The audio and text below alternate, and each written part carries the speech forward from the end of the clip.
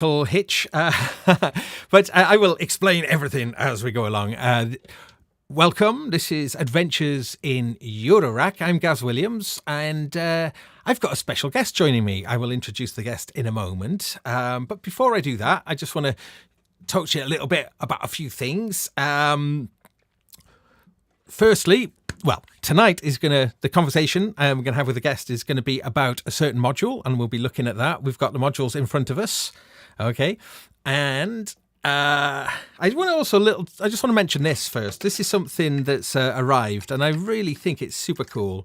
So a disclaimer is my friend Geert Bevan is the man behind this, and he has sent this over to me. So, but I think it's super cool, and it's well worth seeing. It's called a CableCube, and it literally is just a way of holding all your cables. I say all your cables. It'll take 40, which is pretty cool. And got little feet. And you see, when you put it down, it's amazing how well it sort of just stays and balances. And when you pull them out, there's a satisfying kind of click to them. They're not just holes. They are kind of articulated holes. I don't know if that's the right term, but they definitely have got some resistance, so they kind of click in. And that's 40 cables in a pretty small footprint. Now, I've had a lot of grief with cables sprawling everywhere.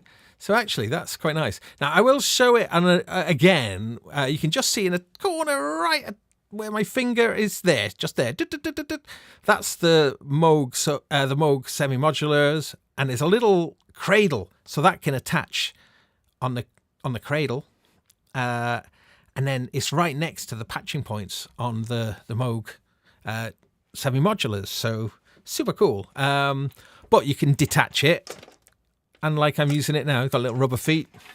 Plonk it on a table, and you've got your cables. I think it's a really neat solution. I got to be honest. So. If you're interested in it, uin.com, I think. And let me just double check the web address.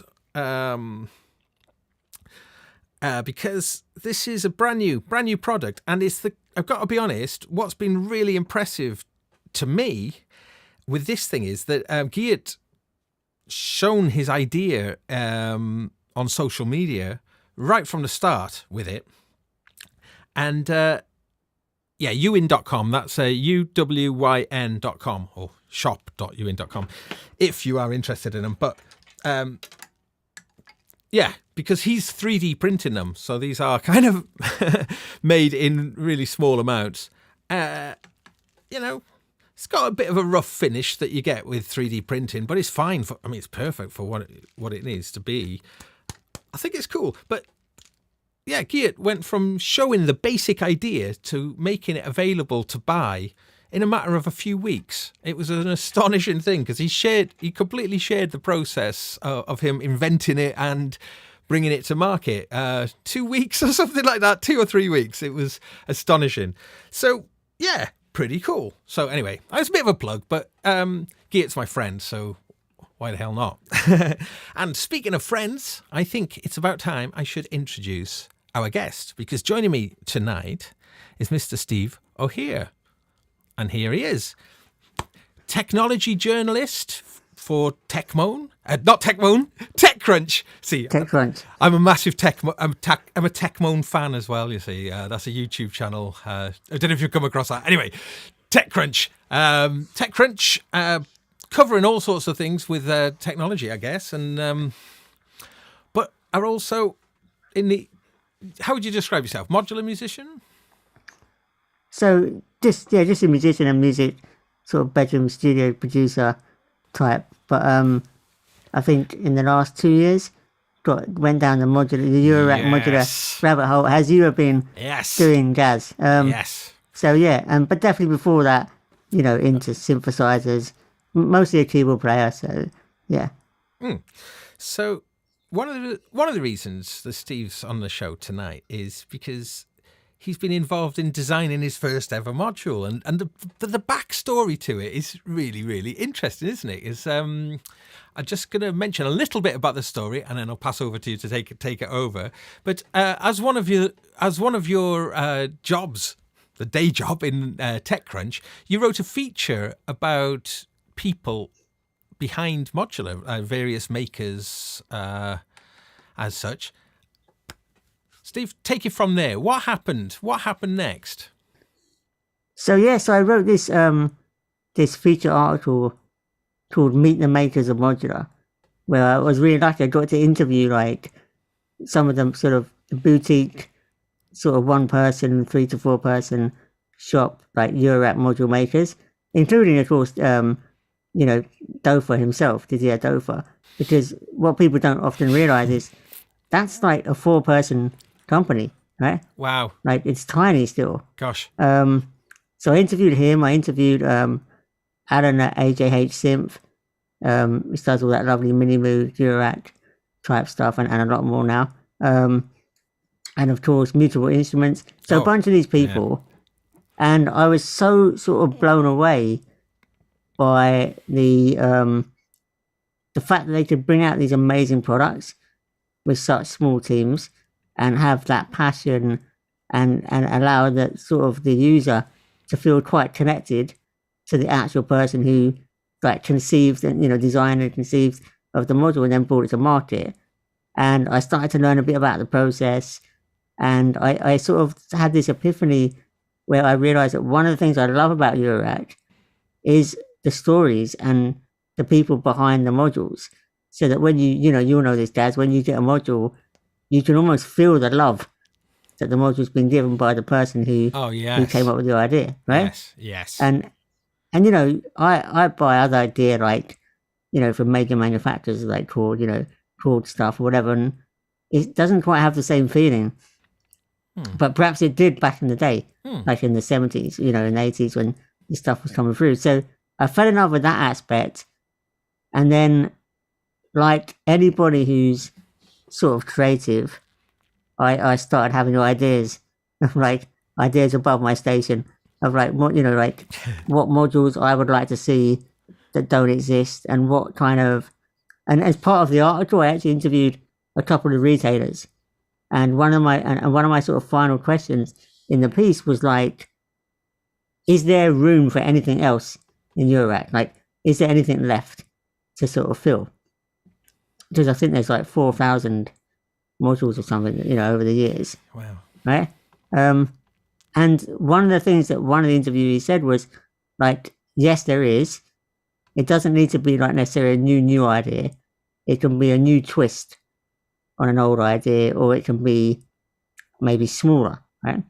And this got me thinking, right? And I came up with a rough idea for a new module, which I think we're going to talk about. Yeah. Yes. But I mean, there we go, you see. So that was quite, a really interesting story. I mean, when you were mentioning that about the love and that kind of getting through, do you think that's to do with the fact that it's going from designer to the public with as little interference of anyone else, any corporate structures coming in? These little fleet-footed companies are able to go from design to...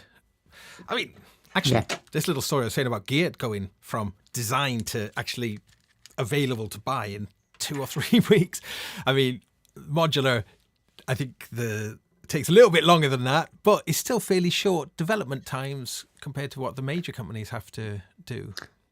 Yeah, I think it's also, if you look at, like when you ask the people why they started these companies, there's often a recurring theme, which is that they either fell into it by accident, so they started building like DIY modules where you would you'd make a module, but by the time you've ordered the PCBs, like you might as well get 5 or 10 because it's kind of the same price, and then they would start to like build extras and then give them away or sell them to friends or people in the community, and that's how some of these companies got started. Like, so it'd be like they built something for themselves, then they had leftovers, so they started selling them, and then that became a little company. So I think that's one of the reasons. That's it. And the other reason is because, and Dofa said this himself, because the format is modular, you can make one piece of a synthesizer. You don't have to make the whole synth. So that immediately like lowers the barriers to sort of first making a module. And you don't have to worry about, the power element, because that's there with the case. Yeah, that's hugely important for international selling things internationally, isn't it? Because in order to sell something with a power supply, you have to go through all different countries' regulations. Yep. So if all the power stuff is offloaded to the case, they just don't. And also, just if you look at most hardware, like the cost of getting a custom enclosure made and that stuff, right? This I think it's the milling and the CNC, like that's quite expensive because that often has an upfront cost. So that then would make it difficult to do a short run of any hardware. And sometimes, actually, this, you see some hardware that's relatively independent often comes in an off-the-shelf case. I don't want to name names, but I can name drum machines where it uses like a bolt standard case. You wouldn't really know that, but it is one you can order, kind of from any kind of store, and then they've just printed stuff on top.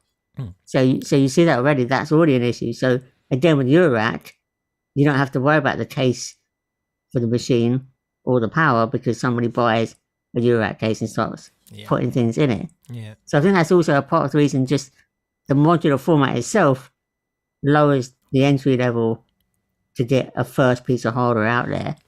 That's not going to be a great business on its own. And in fact, one of the things that Eurorack makers tell me is until you've got a range of modules, it's harder to get into retail because like a retailer will want to order maybe a couple of each. Yes. Because it's a less risky business, but and so forth. But yeah, so I think it's partly all of those sort of economic and sort of passion reasons why it's still sort of so independent. And then the final part of that is, and this is really interesting, if you look over the years, a number of companies have tried to come into Eurorack, like bigger companies, and they haven't really succeeded, or certainly it hasn't been like a race to the bottom. Like, it hasn't been like you're cheaper, so now nobody wants to buy expensive modules. And I think part of the reason for that is the reason why it's not a particularly price sensitive like market, and it's not so easy to come in and just dominate, right? It's not as big as people think it is. So the big people come in and they're like, hang on a minute, this isn't really moving the needle on our bottom line, right? Do you know what I mean? And so so that's my theories. I'm sure you're on it. I mean, a company like Yamaha, for instance, has its fingers in every single musical pie there is, going from the most basic, recorder or the cheapest instrument and the most budget, right through to the most high end. So as a single company, there's none more all-encompassing than Yamaha. Have they ever ventured into Eurorack? Not at all. Not at all. So that's quite interesting. I think that that's a very interesting point. Right. So I'm just checking in with chat room just to say hello to everyone because I don't want to ignore them. There's lots of people there. Hello, everybody. Really nice to see people joining. Sorry for the late start again. That's as Steve knows, I was having a few technical issues, but hopefully things will go smooth. Okay, right. So let's get down to the main business. So this module that you have been involved in, Steve, is this one by here. It's a 2 HP, so it's the smallest modular format there is. But there's jack sockets the whole length of it, so you can't fit any more kind of connectivity in such a small space. Anyway, I'm curious. Tell me all about it. What is it? Why did it come about? So I'll try and do it justice. So it's called VLH. VCO is Little Helper, and it's a module that I co-designed with Siam Modular in Thailand. Okay. And they do the Taakab range that people might be familiar with. So Peter Siam Modular is my collaborator on this module. Mm-hmm. and did most of the work, to be frank. I just came with some ideas, and I had a lot of enthusiasm, which probably was a pain in the ass for him at times. But yeah, it's a 2 HP, and it's a ring modulator.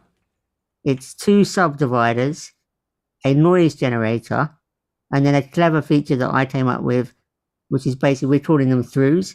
And what that means is whatever you put into input A and B can be reused elsewhere in your system with the throughs at the bottom. So there's like A out and B out, which just pass through the entire signal.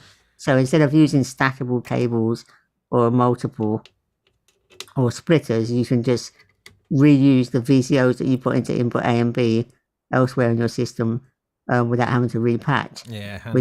which is something that I came up with, because sometimes in modular you want to do a lot of patching and and twiddling, but sometimes you kind of want to set and forget. Like there's certain fundamental like patches that you might just want to leave permanently patched. And certainly we'll talk about this later, but with my disability, it's quite a lot of effort to patch things for the sake of just putting it back to how you kind of want it. So I'm always thinking, like, what can I leave semi or permanently patched in my system, and what do I want to, to be a bit more like inventive on the fly. And certainly if you've got a couple of square waves going into a ring modulator, you might want to use them elsewhere at different times, and you don't necessarily want to be, like unplugging them back in again. Yeah. So, yeah. Yeah. So, but you can also, I guess, you can bring out you could feed it back into itself, couldn't you? Or you could bring the noise out and put that into the...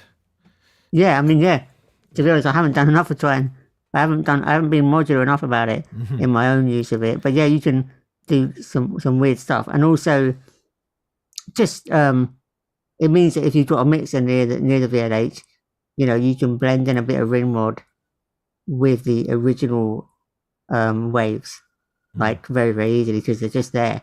You know what I mean? The module doesn't care. Yeah. Because it spits it back out again. And then the only other sort of thought process was, not only would it be cool to have a ring modulator and then subs and a noise all in 2 HP, I take that. Oh, yeah. You know when you're new to modular, you want to stuff as much functionality into a case as possible.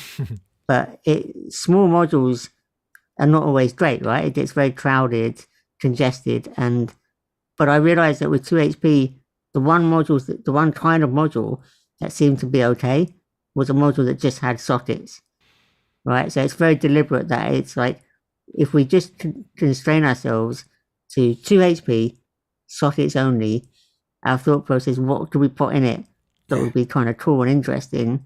And what you'll note when you think about those features, ring modulator, subdividers, and noise, they're all those classic extras you would get in a VCO, in an oscillator section of like a 1970s, early 80s analog synth, right? Well, I guess SH101 springs to mind straight away. 101, I'm thinking that's for like sub and noise, great on a single oscillator synth. Or even, I love the ARP Odyssey. Big fan of like Herbie Hancock, right? And all that stuff. And that's got ring mod and noise. And it's just there. And it appears in the mixer section of the ARP Odyssey. It's just there on a fader. And so with the VLH, you can replicate that so easily. Just stick it next to your VCOs, have a mixer next.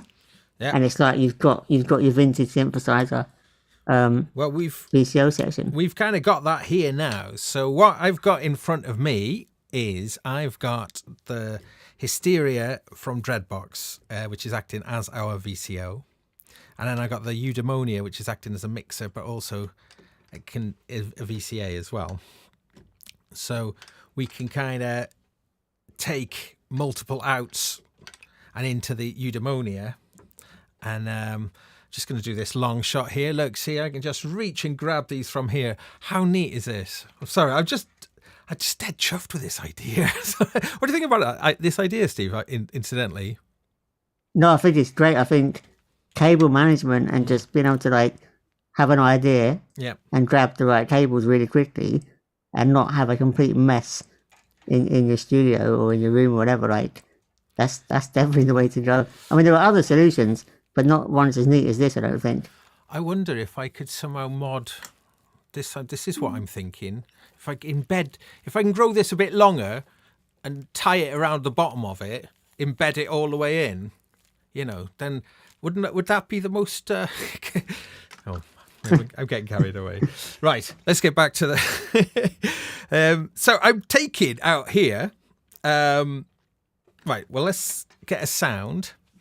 I'm going to switch this over.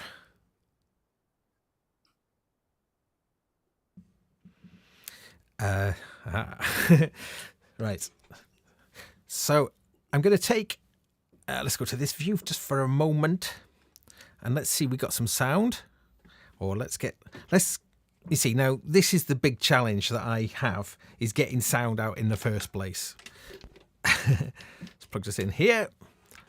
And let's see, we can get some sound on the go.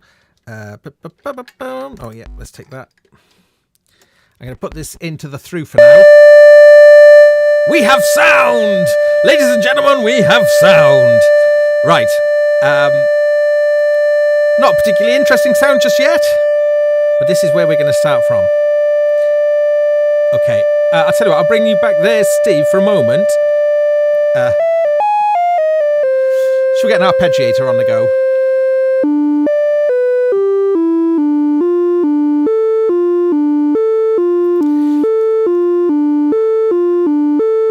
Okay.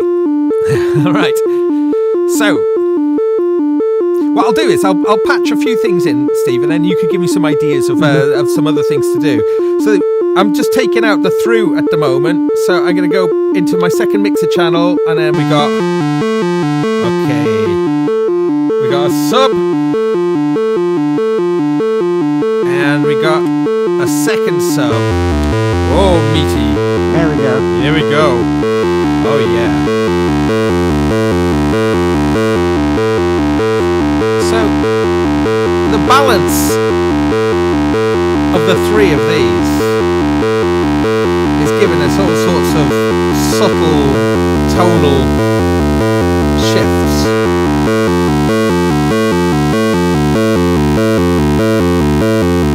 And it's kind of,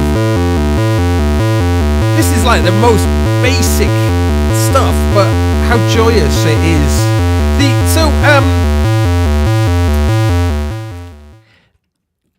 I'm guessing it's all analog. Yeah, I should have said that, yeah. Yeah. Entirely analog circuitry. Yeah. So just starting in that kind of classic way, that straight away is just lovely, isn't it? You take your oscillator and turn it into just raging slabs of beef. Yeah, I mean, without stating the obvious, like you mentioned the 101, right? Well, like the SH 101. I mean, that's one single oscillator. Yeah. But that's got a sub, and immediately you can get more out of one oscillator. You just put in two subs, which is amazing. Like, it does sound amazing, and it's such a simple circuit, but it's that sound that we all know, right? Yeah, It's fat, meaty, lovely. So what I think I'll do, let's just go on this view mode. No, I haven't got it in. No, I haven't got it in shot. Sorry, I got the oscilloscope here doing cool things, but I'd have to change the camera over. So ignore me. Let's carry on with some sound. So next thing, suggestion. What should we do next? Steve, what noise? Have you got a filter anywhere? Yes. So run something. So just let's get the filter chewing a little bit. Yeah. And then you can feed a bit of noise in if you got another mixer channel. Ooh, right. Or you can take one of the subs out. I'm gonna merge one of the subs. Because what I love, like blending in a tiny bit of noise because it gives the filter a bit more to go on.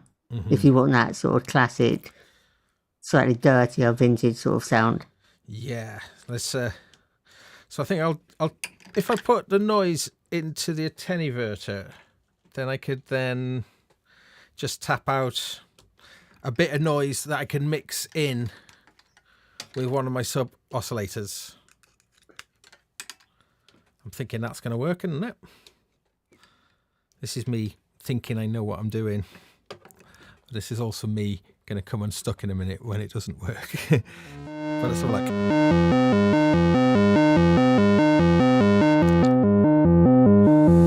So we've got the filter there. Oh, hang on.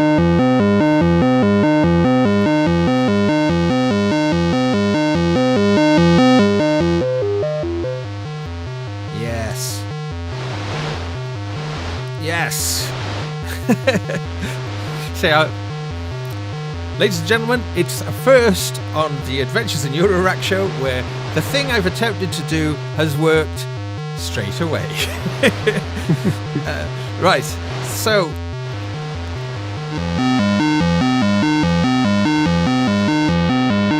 get a bit of res on there. Let's drop down an octave. Let's get some more. So the sound I'm using from the hysteria, let's move that. I'm just using a sine wave, so I'll go to a triangle.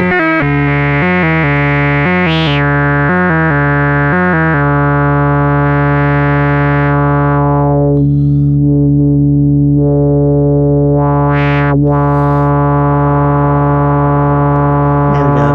Yeah.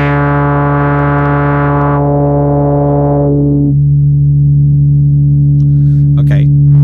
Sort of fairly standard stuff in a way, but it's just great having Yeah, that. it's just very basic East Coast Yeah. kind of. So stop distorting. Yeah, nice. So now let's stop that. Stop that. It's silly. Right. We have still got the ring modulator input. Yeah, which is like that's That's where the things. star of the show. That's where it all that's- started. Yeah. So shall we take? What should we plug into it? Give me. Let's do a sine wave Yeah. into the A input, which is the, if I get this right around, that's the carrier signal. Yeah. Okay. So can I use a? Yeah, I can use a sine wave actually. Oh, shall I just route a different oscillator? Tell me again what you wanted.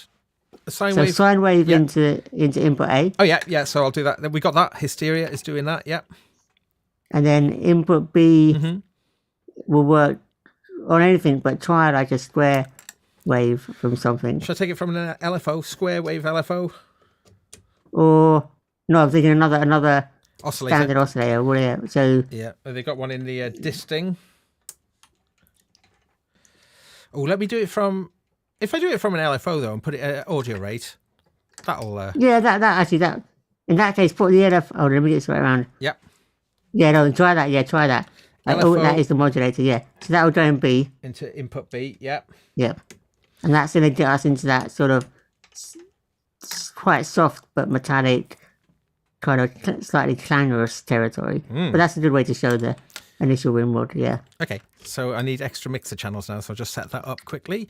Down.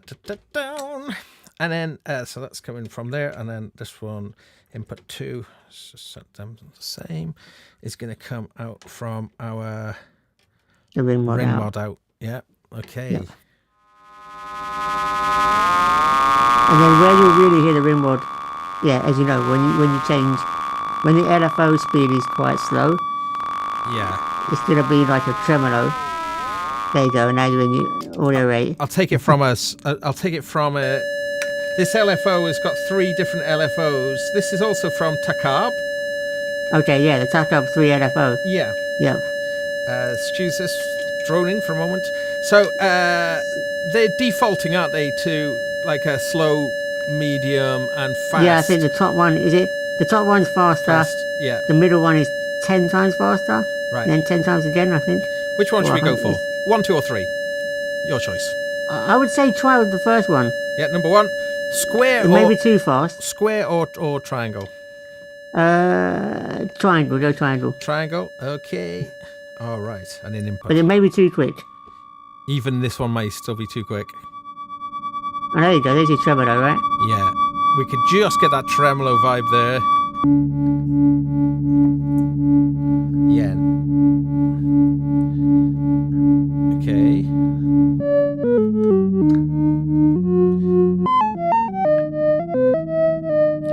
Let's drop it down. Yeah, okay.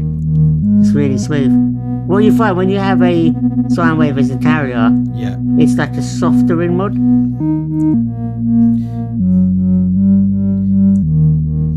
Yeah. So we got that nice.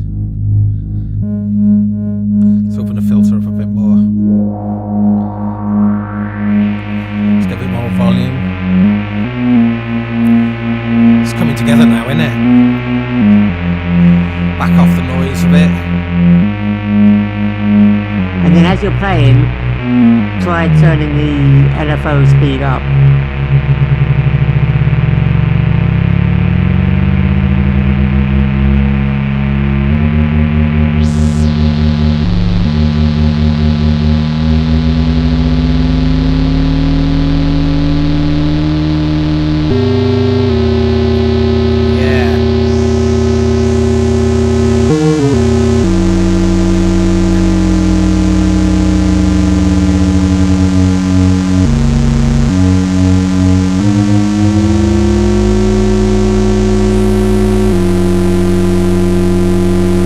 Nice. Yeah. So we're getting out of 2 HP a hell of a lot of activity from just a sine wave. Well, and the LFO. And the LFO, yeah.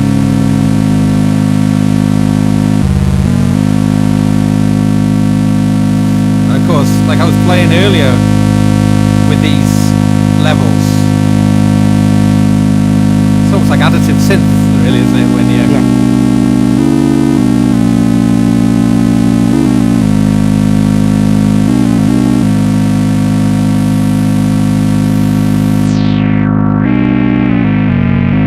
Nice. So let's make this patch a bit more dynamic and get some.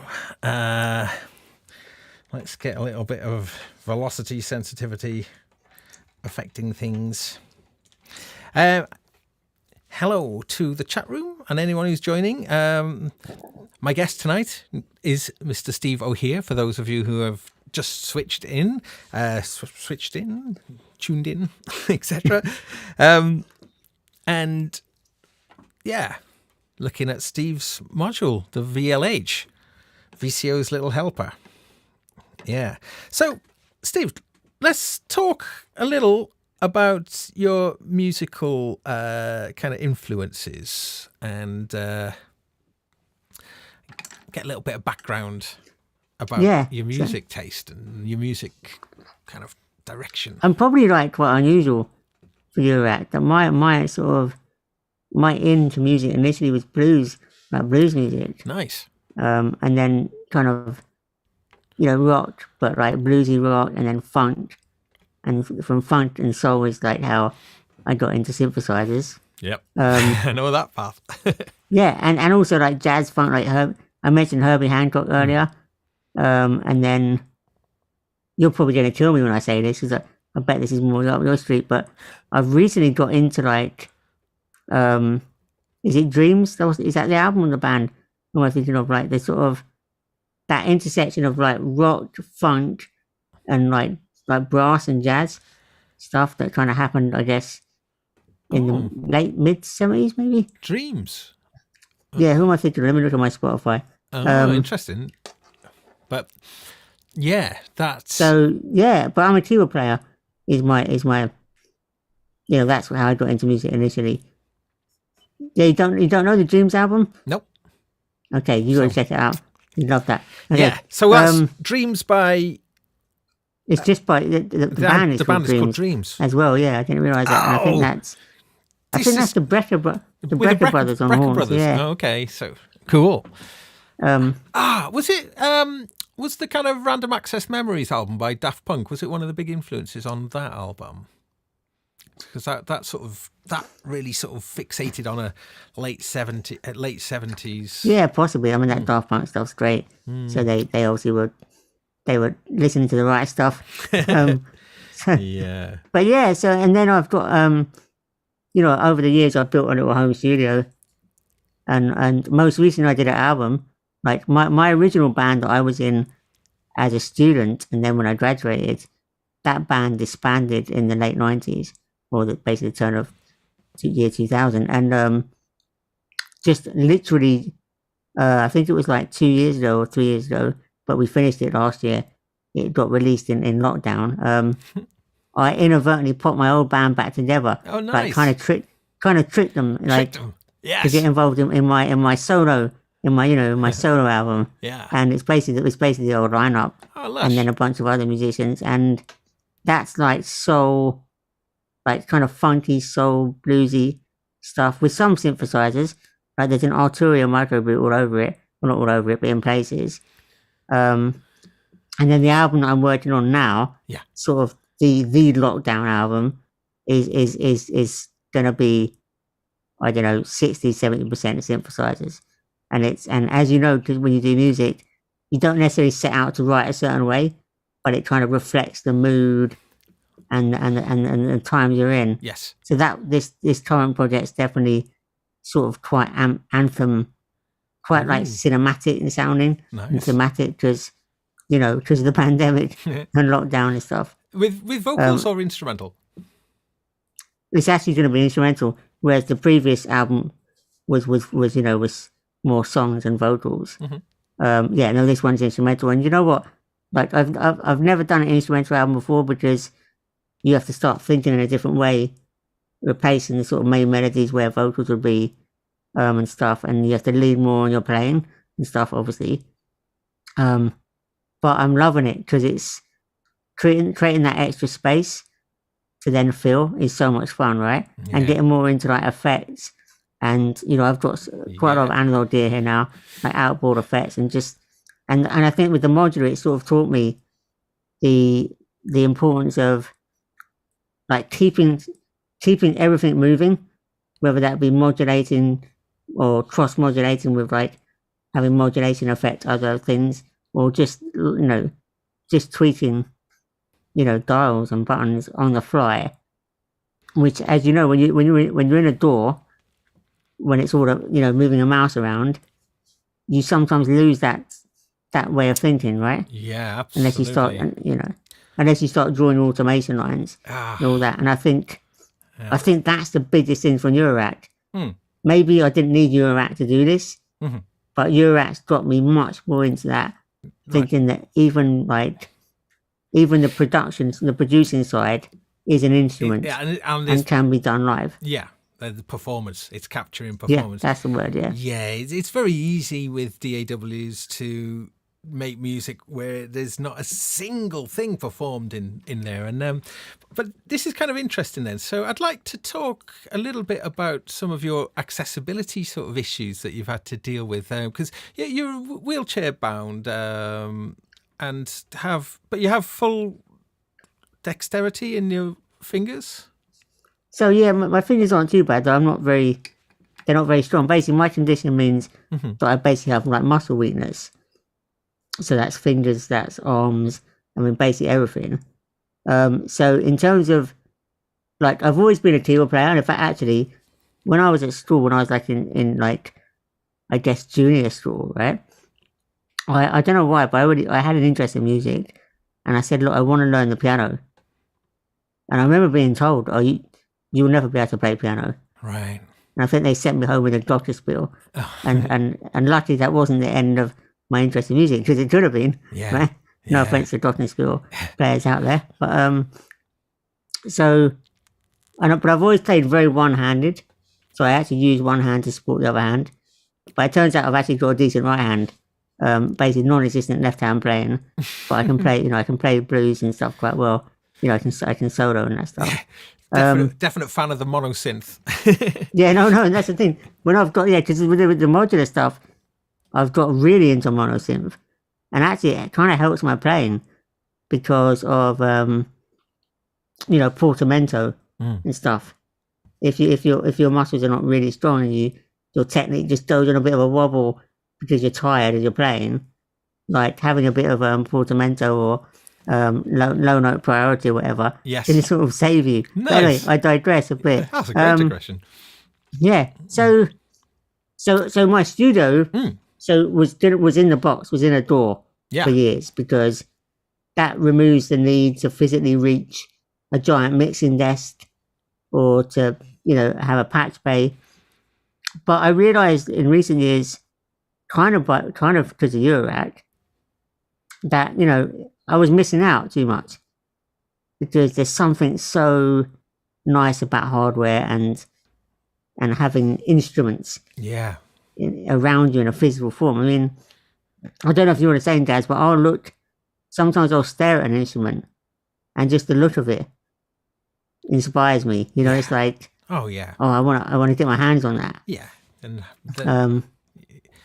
so we can talk about this more, but Eurorack got me back into hardware, because even though Eurorack isn't the most accessible in some ways, because the form factor is quite small relative to other modular or other synthesizers, and because I don't need another keyboard, I've got a great keyboard over there, and it's easier for me to then have like synthesizer or gear that doesn't add another keyboard, because the keyboard is always going to be at the front. So the reach, and that's going to mean you've got to reach over it. Yeah. Okay. So again, like decoupling everything from the keyboard is quite helpful. So then I realized with Eurorack, I could build like my ideal, like my dream East Coast synthesizer in quite a small form factor, or certainly a form factor where I'm in control and that you can, of how much you go up or back. Right. Yeah.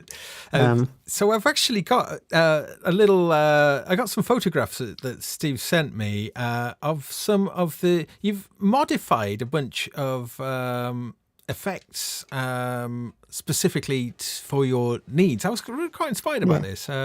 Accessibility is something that I think is almost something that's not talked about very much within sort of music technology. So.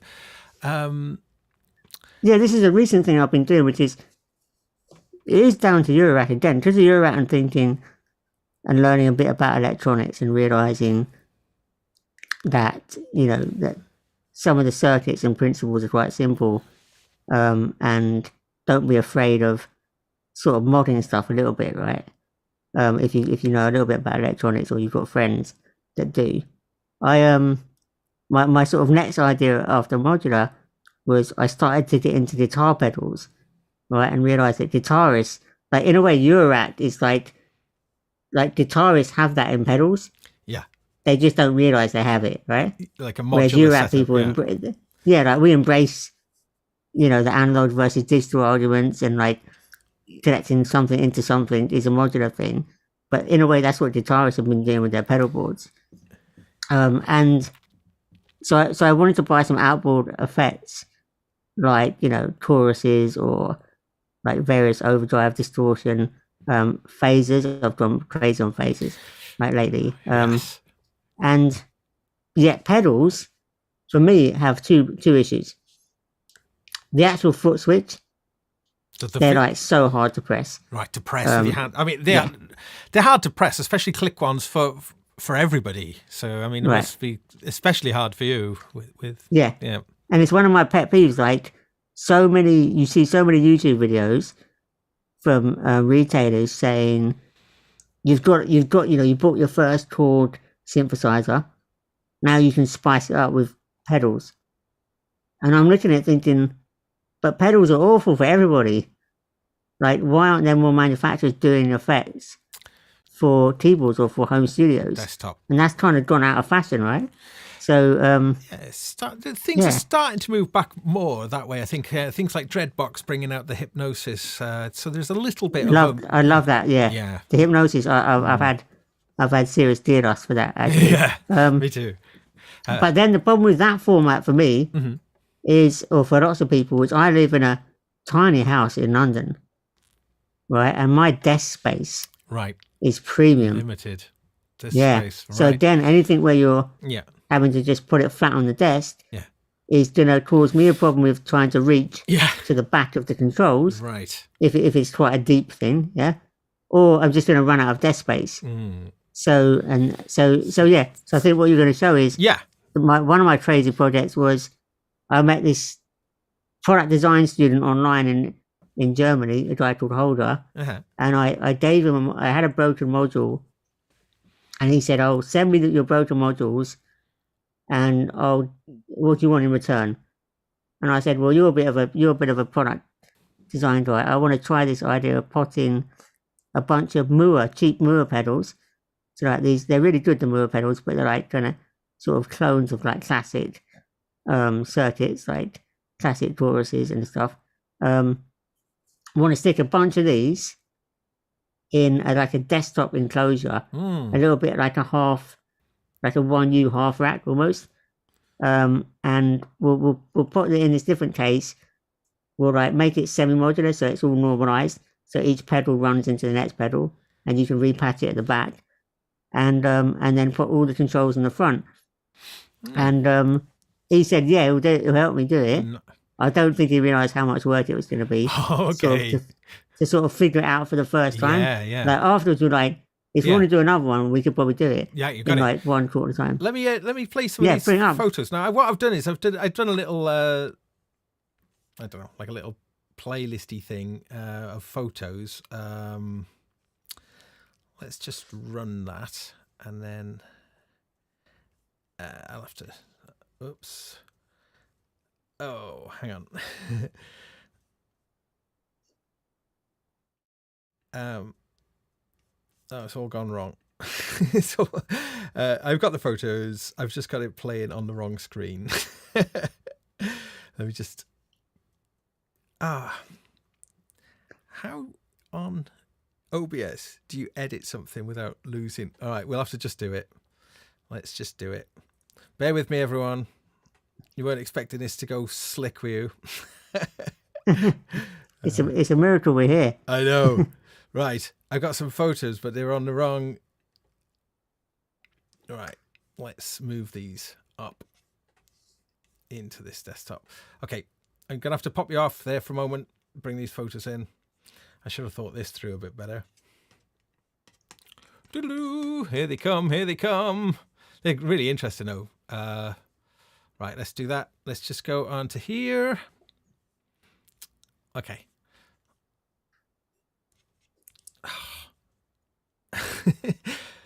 Sorry, nice blue screen. Right, let's put that back on there then. Oh, here we go. So that's the Mu-tant Fly-phase. That's like a Mu-tron. Yeah, that's by my now friend. Yeah, my now friend Jeff Rubin's Mu-tant Fly-phase, which is an amazing analog stereo phaser. Yeah, it's absolutely delicious. But yeah, that's the simple one we did where he put toggle switches on the foot switches for me very kindly. So there's that's my little annex Eurorack case, and then on top is the Moore pedal machine. There's a lovely that's a nice little enclosure. Case made by that's lovely. That's a really nice size. Oh, look at that micro brute with the keyboard chopped. That was pre-modular, where my friend helped me chop a micro brute to basically chop the keyboard off, and then Simple Wood made that case for me. Oh, he's good. To put it in wood, because it has there to it be is. Wood. Yeah, and there's the three. So that's 3 Moore pedals. Yeah. And then a little fuzz pedal from another pedal company. So you can patch them in and out. Yeah, there you go. Fuzz face, chorus, electric mistress, tube screamer. Neat. Okay, and then we just loop it back round again. Wow. Oh, okay, I'm going to come out of this thing. Let's get you back. Let's get us back in like this. Yes, need to work on my I need to work on my my slideshow integration with my show. That was really poor. Sorry, folks. But lovely pictures, though. Yeah, so let's just get back into what's happening here? Right. Okay. Sorry. I get discombobulated ever so easy, as I'm sure you're more than aware. Yeah. Wow. So that's really cool. I think that has so many benefits. That kind of way of putting all the effects into sort of just simple to use but straight accessible. I can imagine that being really popular. And the reason why I like that particular form factor, in fact, I'm a little bit obsessed with it at the moment, because I don't know if you know, but remember in the 80s, Boss made the Micro-Rack. Yes, series. Of analog. Yeah, and some were digital, and they were like little 1U, half rack. Yes, of course, some are digital. And they were for the home studio enthusiast who wanted to, and so so I like that because if you live in a small house, or you've got one little tiny room for a studio, when it's that form factor where the controls are on the front and not on the top, you can build up, you can stack them on top of each other. And so I don't think it's just accessibility for someone like me. I think it's a really cool form factor. Just a cool form factor. When you've got a unique amount of a limited amount of space. Yes. But no, that particular one with the Moore pedals, it was so cool because I don't think I would have even had the imaginative leap to think, let's take a bunch of guitar pedals, let's desolder them out of their enclosures, and then let's buy a better case and drill holes in them. And even the faceplate looks great because that's basically a sticker. It's like a window sticker that gives you the decal on the front. How cool. So it's like a really relatively cheap way of doing like a custom front panel. And like until I did the Eurorack and interviewed those people in the article that you referred to earlier, it's like I probably wouldn't have had the imaginative leap to be like, hang on a minute. Yeah.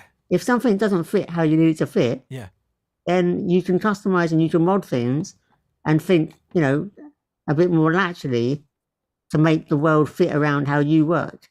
And I think in music, you know this, your own workflow and your own comfort, physically and creatively, in your studio or in your, your space where you create music, is so important.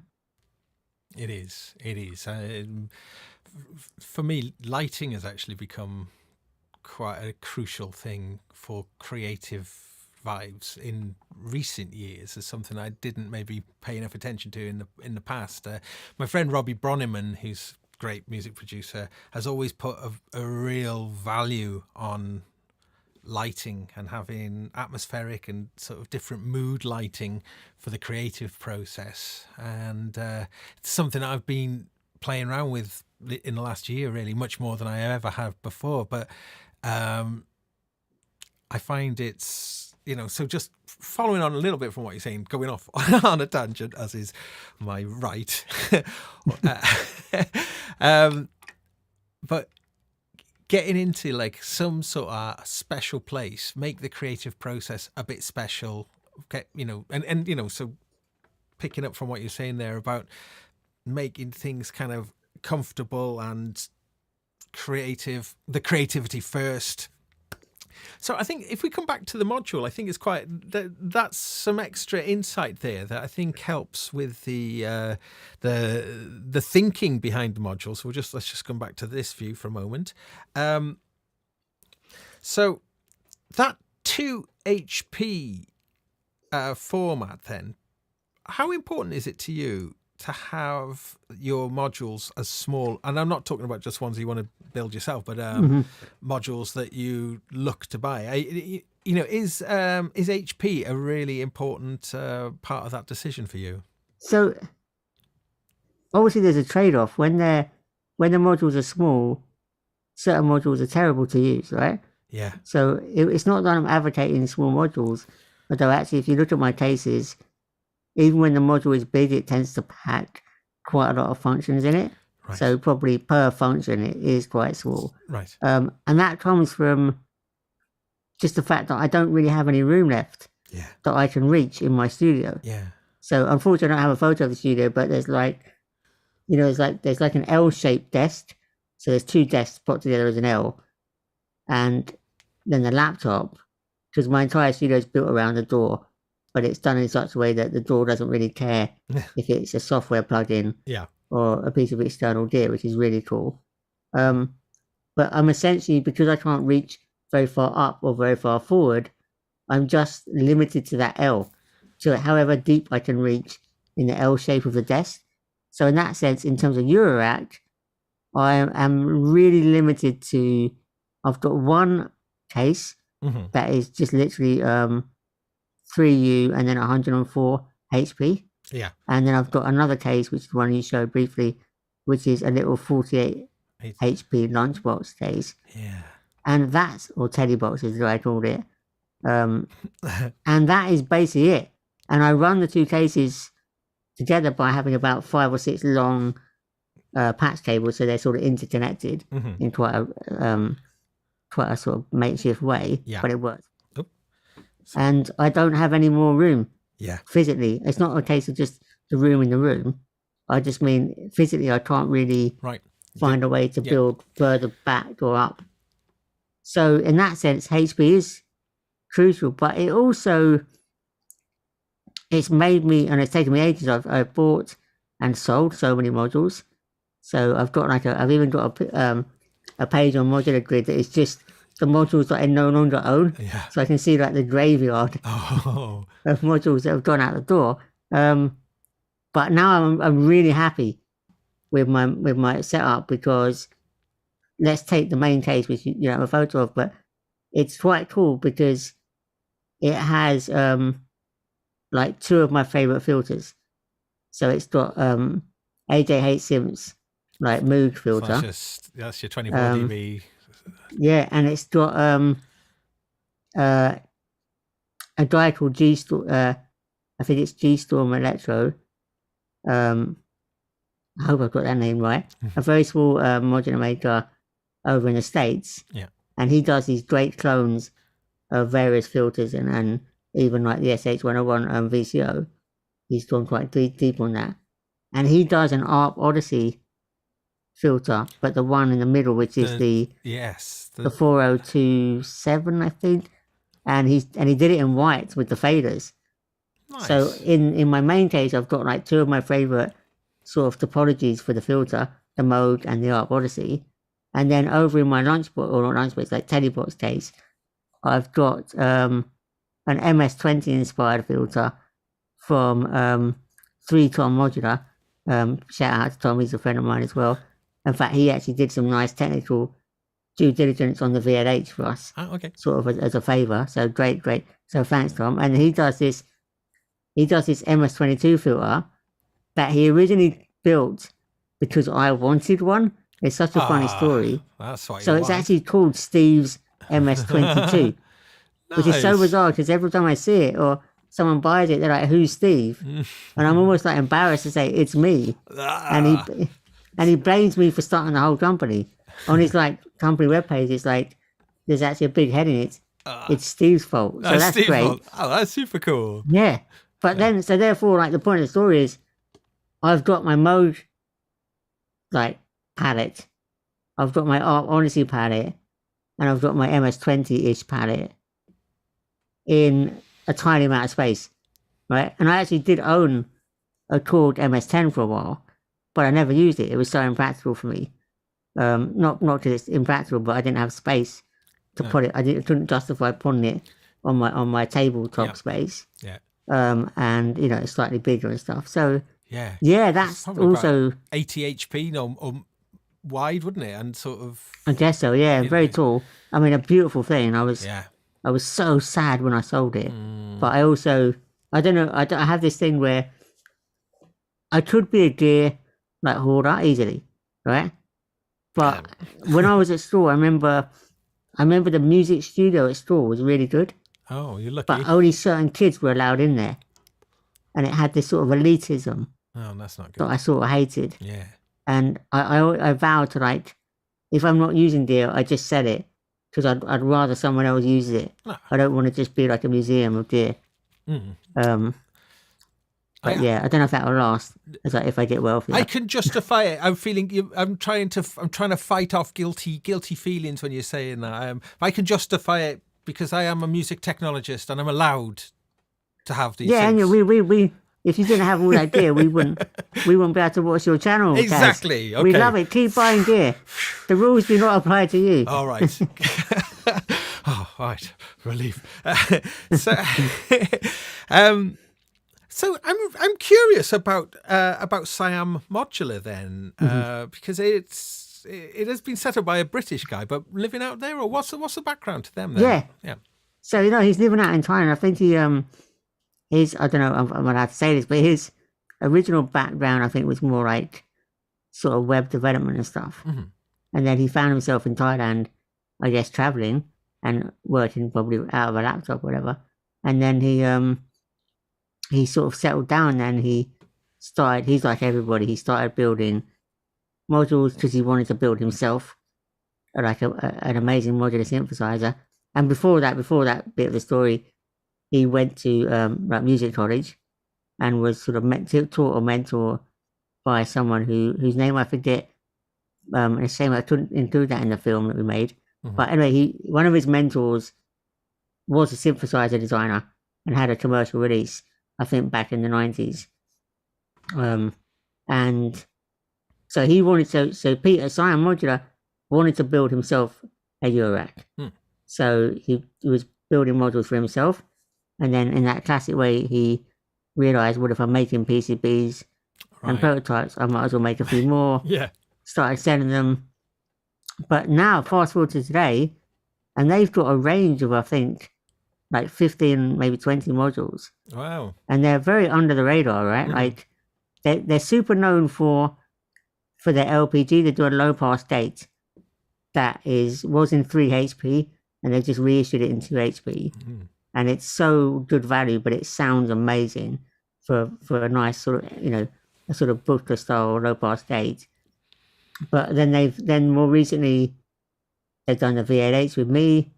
They've just released a random LFO that's really nice. We got that here. And you've got that there. And the 3 LFO, which I don't know why it's not like a bigger hit, is really nice. 6 HP. Yeah. 3 LFOs with completely different speeds. And you can jumpers on the back as well, so you can make them.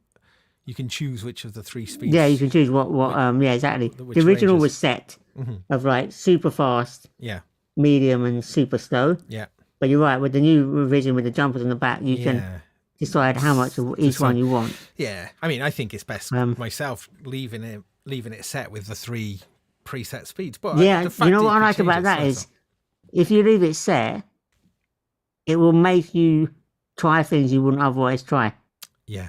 Like, you might not think you need a really, really fast LFO, but if it's there all the time, you're going to try it. And the one that's slow is really slow, isn't it? Let's try it. Like, yeah, really slow. Yeah, super slow. Yeah.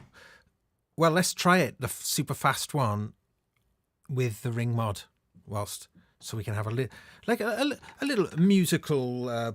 What would you call this? Not really music. A little noodle on. Noodle interlude. A noodlelude.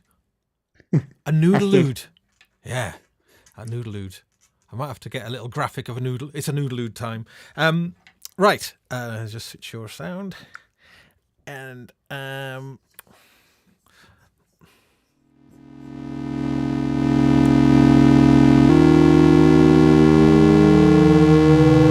back these up way.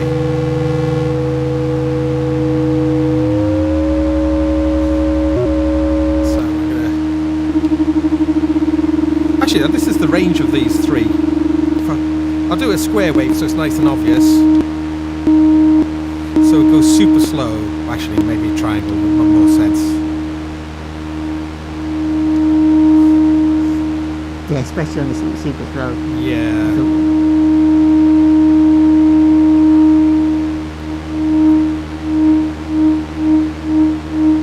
So that sort of range. I'm just going to bring the noise out. Next one.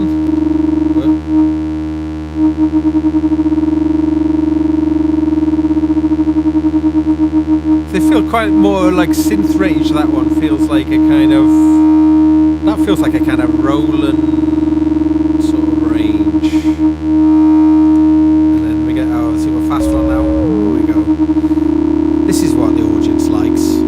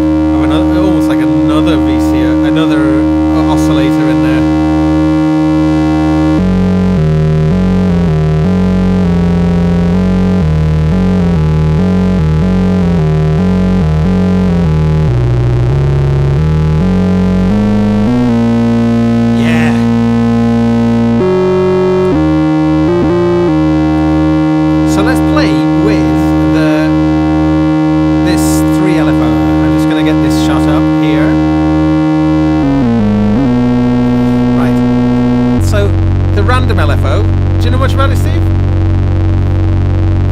Oh, hang on. Let me get it. Let me get this view. The random LFO, Steve. Do you know much about that one? Have you got that one? I have the prototype actually. Oh, cool. Whereas you have to finish. Then you've got the real deal. The real deal. There's not much difference though. So it's basically it's a sample and hold. Yeah. With a slew on the end, so you can soften the changes as it samples and holds. So you can have you can soften those ramp ups and ramp downs. Let's get some. But it's also, this is sort of Pete's way at Siam Modular. It also gives you the LFO shapes as well, so you can use it as a regular sample and hold. Yeah. So it has so it samples noise. Yeah. And then gives you those random voltages. But it also will and then it will clock that with an LFO, but he gives you the LFO shapes, so you can use it as a standard LFO too. Yeah. Which I think is a square and triangle, and then there's also the noise out. Noise out. So, it's like 3 modules in one, and you can clock the sample and hold externally, Yes. or you can clock it from that built-in LFO. I say yeah. Let's get that. So if you don't have a sample and hold, it's definitely a good candidate, and it's 4 HP, which is great. Let's get it making a nicer sound. Hang on. Yeah, so that's slew. It's so much choppier and spittier there. Let's get the res up on this.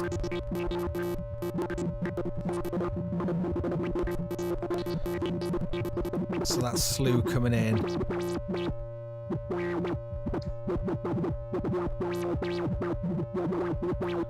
Yeah, nice. So I guess I could take that noise out and put it into the sample and hold, I suppose, couldn't I? Into the signal in.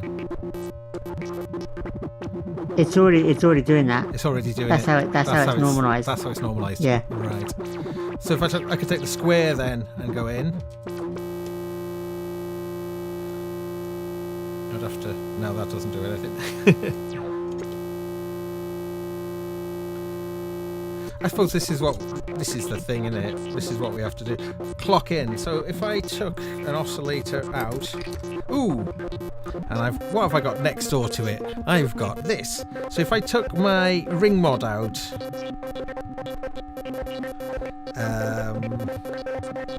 I'll put it into the signal in.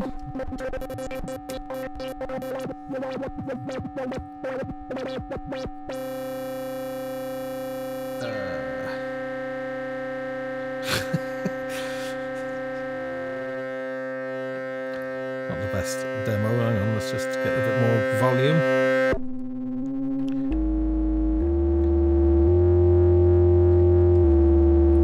That's cool. And where you can use a sample and hold, like Wow. That's what I was looking for. switch to the other mic so I can hear it properly. Oh, sorry. Yeah. Oh, sorry, Steve. That's right.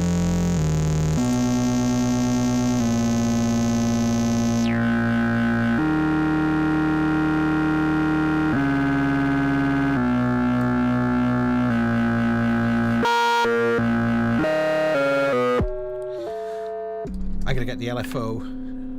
Gonna do something crazy now. I'm gonna put that LFO into the octave shifter of the dread box.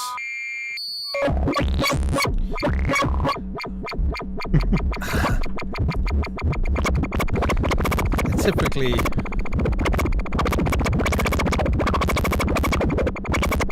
actually, if I go square wave, so it jumps between 2 octaves.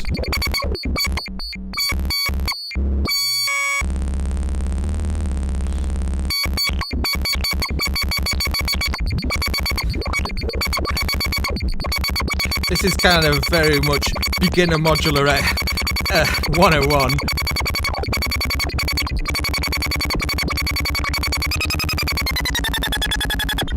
Nice. Let's bring a bit more of this in. This is that sort of stuff that you kind of, that's quite easy to make and hard to find any use for. that's me. But hang on. Yes. And I can cheat at any point in time. That's my cheat.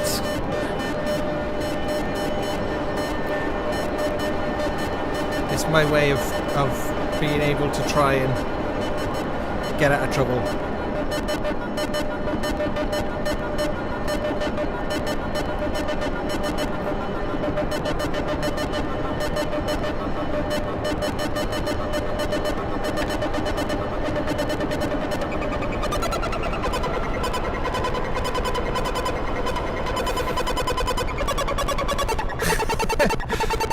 All right, I'm going to come back here. I'm going to try and do something in a bit. I'm going to try and do something nice in a bit. Something where I'll try and build something up, like a classic mono synthy sort of patch.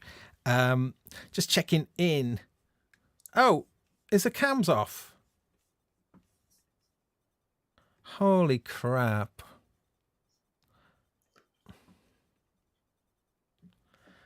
All right. Sorry, everybody.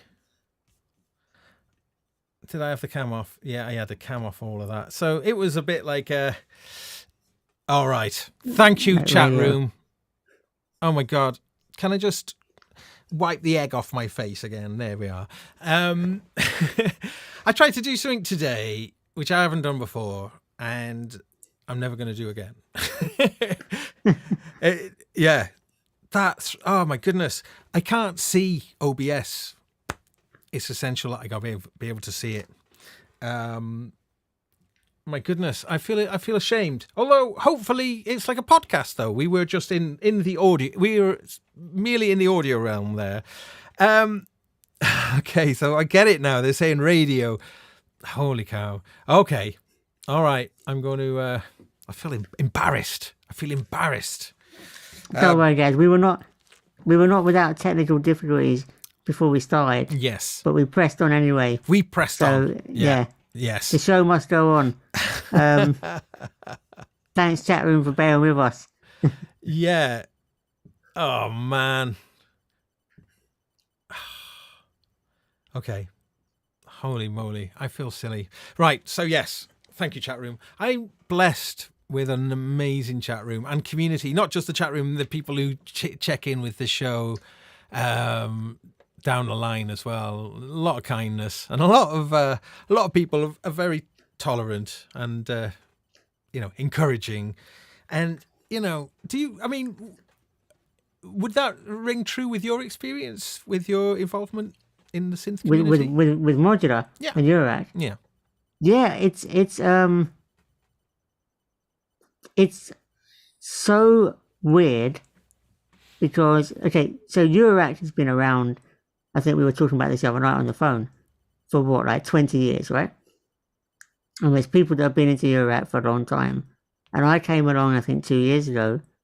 So that'll be, or sometime in 2019. Yeah, wow. And I was a newbie, right? I was like, I want to get into Eurorack. I bought a small case. And every, on Muffwidler, on Facebook groups, on Reddit,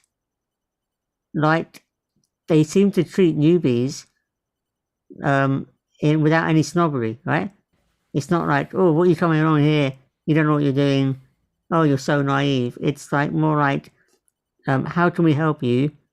And by the way, here's some things you might want to think about so you avoid the mistakes and the expense that I went through X number of years ago.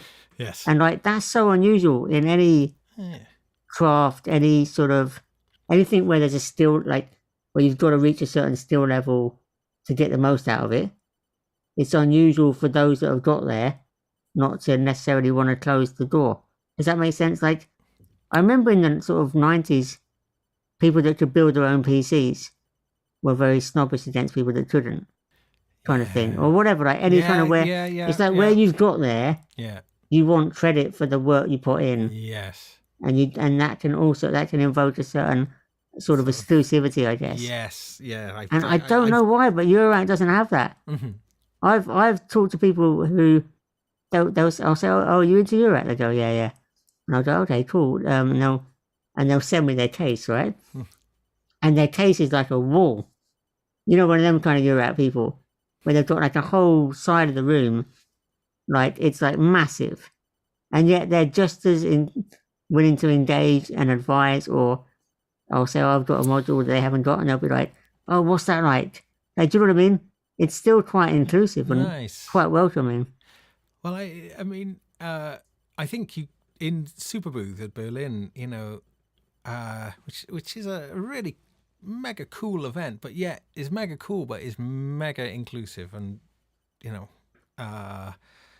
everybody who goes feels really part of something. And I think there is that feeling of being in a big gang of like-minded people, and I mean, I find it really thrilling, and people have been super kind to me with help and don't you find they want the kind of standard culture is one of wanting to share information, like wanting to say like, hey, I did it this way, this worked for me, this might work for you. Or you know, or you'll see people say, oh, I want to buy modules, I've bought myself you know, a 6U case, right? And people will be like, okay, first rule is don't try and fit it all up at once, right? It's like they're already telling you like, yeah, stay with me, mate, don't worry. And they're telling you like the habits you should avoid to save yourself the pain that they went through. And yet knowingly, they say it in a knowing way, which is like, I kind of know you're going to ignore my advice, okay? but if you stick to that as much as you can, you'll waste less money, and it's an admission like that you don't know what module to get next until you really understood the one you just bought, right? Yeah. And just a little aside, just to tell you something, Steve. For all that time, I think it was around 26 minutes. I think I've been told that everybody got to watch that little show reel of your of your effects chop and the little microbrute chop. So everyone, that's what they got. They got a 26-minute slideshow. So everyone's really intimately acquainted with that, with some of your gear now. All of which is not for sale. It's like one-off art pieces. Nice. Thanks everyone in the chat room. I'm so sorry the way I'd set it up, I couldn't see the chat room properly, or OBS. Huge things to avoid in the future. Martin Taylor saying, amazing guy Steve. There we go. That's very nice. That's kind. Yeah. Well, actually, but I mean, I'm inspired by your story, Steve, because I think I've certain parallels that I've come into this. Well, I started my modular journey in around, I think it was about May last year, something like that. And I tried to document it from the beginning with doing live streams. I know you've caught some of them, but you know, what I find with the process is that every time I feel I've taken a step forward, you know, it then every time I move forward, it opens up everything more. And it's like, holy cow, there's more. Take another little step forward. Yeah. And there's more again. So it's like, oh, so the deeper you go, it's, and thus... I mean, it is like a rabbit hole, but I think when I realized it wasn't like all a total waste of time is when I remember I downloaded an update to Logic X on the Mac, right? And there was this new software synth. I think it's just called like vintage synth or something. It's like kind of vaguely modish. But I remember opening it on the Mac and my brain just went, like within 3 seconds, I understood the entire routing of the software synth. And I was like, what? That's weird. And I realized that until I did modular, Right. I never really understood how sort of synthesis worked. Because you have I to... just knew that if you twiddled with the filter, Yes. it sounded cool. Yeah. Or whatever, or the attack release. But I couldn't really visualize the, what's the word I'm looking like the... Yeah, the signal flow and just the The way... signal flow, yeah. Yeah, that's the word, yeah. So, and now I can look at almost any synthesizer and more or less immediately understand the flow and therefore can dial in what I want, a lot quicker. Yeah. Or at least get into the ballpark. Yeah, nice. Like super quick. Yeah. And I don't know, maybe that just shows my lack of sort of reading the user manual and stuff. And I don't know, and the other weird thing about Eurorack is it makes me want to read the manual. For the Eurorack makers that do make manuals, I'll read them before I buy a module now. Because they often do that old school thing where they tell you, like, this is the signal flow, this is how you might want to use it. And some of the makers, I know like Dofa does this a lot. They'll have like example patches in the manual that says like these are sort of 3 or 4 patches, this will get you started. And that's another great way of learning, learning synthesis. Yeah. Yeah. Because I think in a way what I perhaps should have done, although I didn't, I had a very haphazard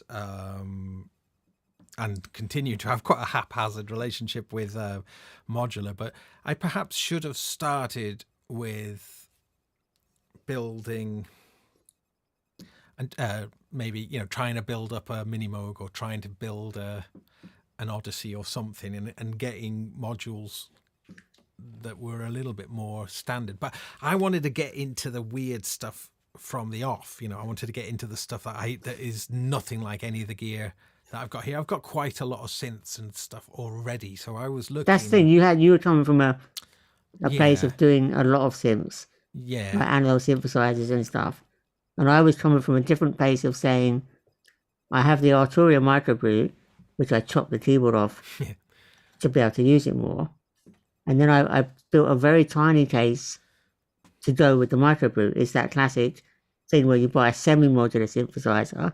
And you're like, okay, that's great, but now I want something to modulate it with, right? So that's how some people have said they've got into Eurorack.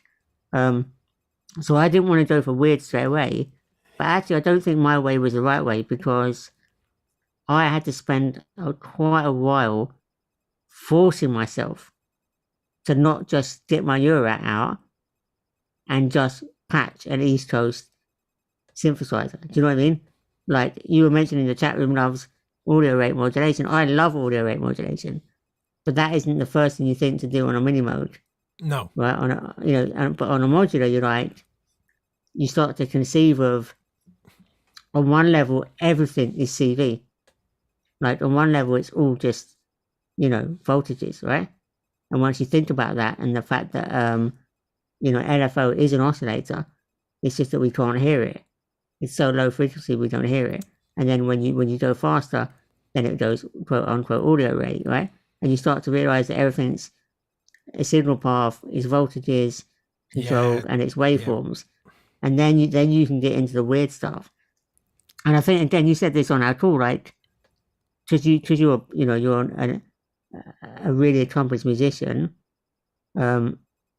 It's trying to work out how does Eurorack fit into the sweet spot of being quote unquote like musical or traditionally musical, but finding the weird edges of that before you just get into sound design.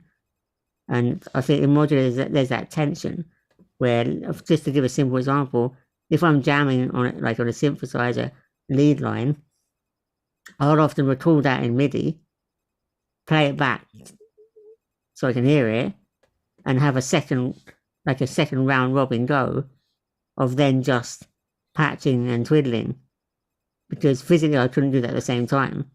So it's like then I can take quite a traditional synth solo and try and push it into that like that weird sort of like crossover, right? Where it's like weird and modular, but it's still built on something traditional in terms of being, I don't know, traditional sort of blues scale or whatever.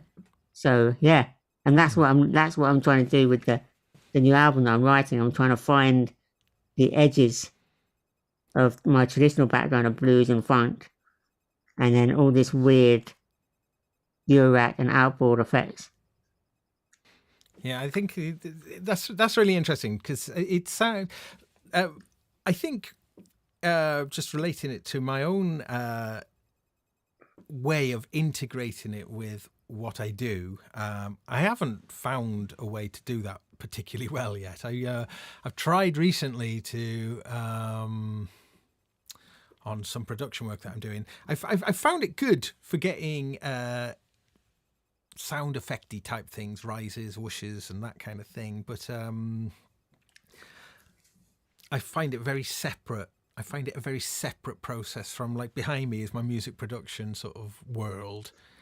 I find it quite separate and kind of deliberate as well. I really love doing stuff where the computer has no bearing on what is going on. Yeah, of course. And people say that a lot about modular. Yeah. Again, when I was doing that piece for TechCrunch, again, a recurring theme was, one of my standard questions was to these makers, well, how did you get into modular? Not how did you start building modules, but how did you get into modular? And yeah, you'll guarantee like 9 out of 10 times, it's, my day job involved, being sat in front of a computer all day. Yeah. Classic. And I wanted to get away from it. I'm a bit unusual that I've built, modular is part of my studio. Like there's no, it's not trying to pretend otherwise, right? It's one of the instruments permanently connected to my DAW. Even to the point that I've got MIDI plugins that spit CV back out. So when I completely run out of LFOs or whatever, I'll open, there's a plugin in Logic, I think it's just called Modulator.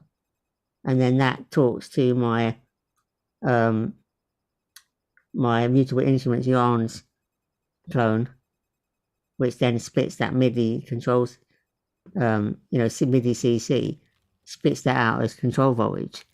So, that's not like taking it very far, because if you get into that, expert sleeper stuff, they do all that, CV, like MIDI to CV stuff, like on steroids. Yeah. But it's an example of how my studio doesn't really care if the signal path is outboard gear, so I can get audio coming out and back in.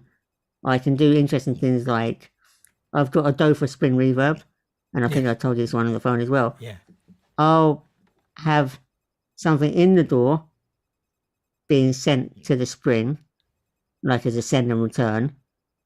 The spring will come back and be processed by another plugin, maybe like a phaser plugin, or even a real outboard phaser, going back out the door again. And so my studio doesn't care that not only is it a real spring reverb, it's being pre-processed before it hits the spring, coming back, mixed with whatever else, and then return back into the door. Great. For the actual track. Nice. So it's just in and out, all as one kind of. So I mean, something I've been exploring a bit recently is the idea that if you come out of the digital domain and then go back into the digital domain, it's not something to be too worried about. For many years, I had worked almost slavishly to the idea that you do one A to D at the beginning of the process. So say that microphone, singing into the microphone, and that point there where it gets digitized, it stays in the digital domain right through until someone like puts it on a CD or plays it, and then that signal goes out through the D2A to the speakers, and for its entirety of its life, it had been shoveled into the digital domain. Stay in there, don't come out until. But now I'm starting to realize. Let me tell you why I never subscribe to that view. Yeah. because I think this is a way of thinking about about like why that way of thinking is slightly wrong. Because every time you run anything into a digital effects unit, it's doing an analog to digital conversion and back again. Yep. So then the question becomes, if you're happy with digital outboard effects, then you've already sort of broken your own rule. Oh, absolutely. They're doing ADDA, aren't they? Right. So yeah. And then, as you know, the converters now, they're so good. Even like little £10 chips that you can get. Someone did a great sort of Mythbusters on this. Like the A to D and D to A converters that, people that do these sort of Arduino projects and all that type of stuff. Like even those converters are really quite good. So I don't think it matters as you were getting to that point. But this is also what I like about it is this album that I'm working on, I'm writing and it's with a friend. We've made this rule, right? And this rule is like the opposite of that. It's not, do we worry about how many times it goes into the digital domain? We're more like every single track has to leave the door at least once. Oh, right. Right? Yeah. And that's more like a thinking of anything where you're running it through some outboard gear that has, let's just say, has imperfections, is going to add another layer of like potentially unintended happy accidents, or I don't like the word organic, but you know what I mean. And then of course the other thing is, this is more of a workflow thing. If you have to go out the door, at some point you're probably going to have to commit yes, that to a track. Yes. And that, as you talked about this on Sonic, for having to be forced to say that drum loop going through that phaser slightly overdriven back in through a mixer sounded so good, like so fresh. I know I'm never going to get that set up again. Print I better it. damn well print it. Yeah. And then, of course, I never have to make that decision ever again.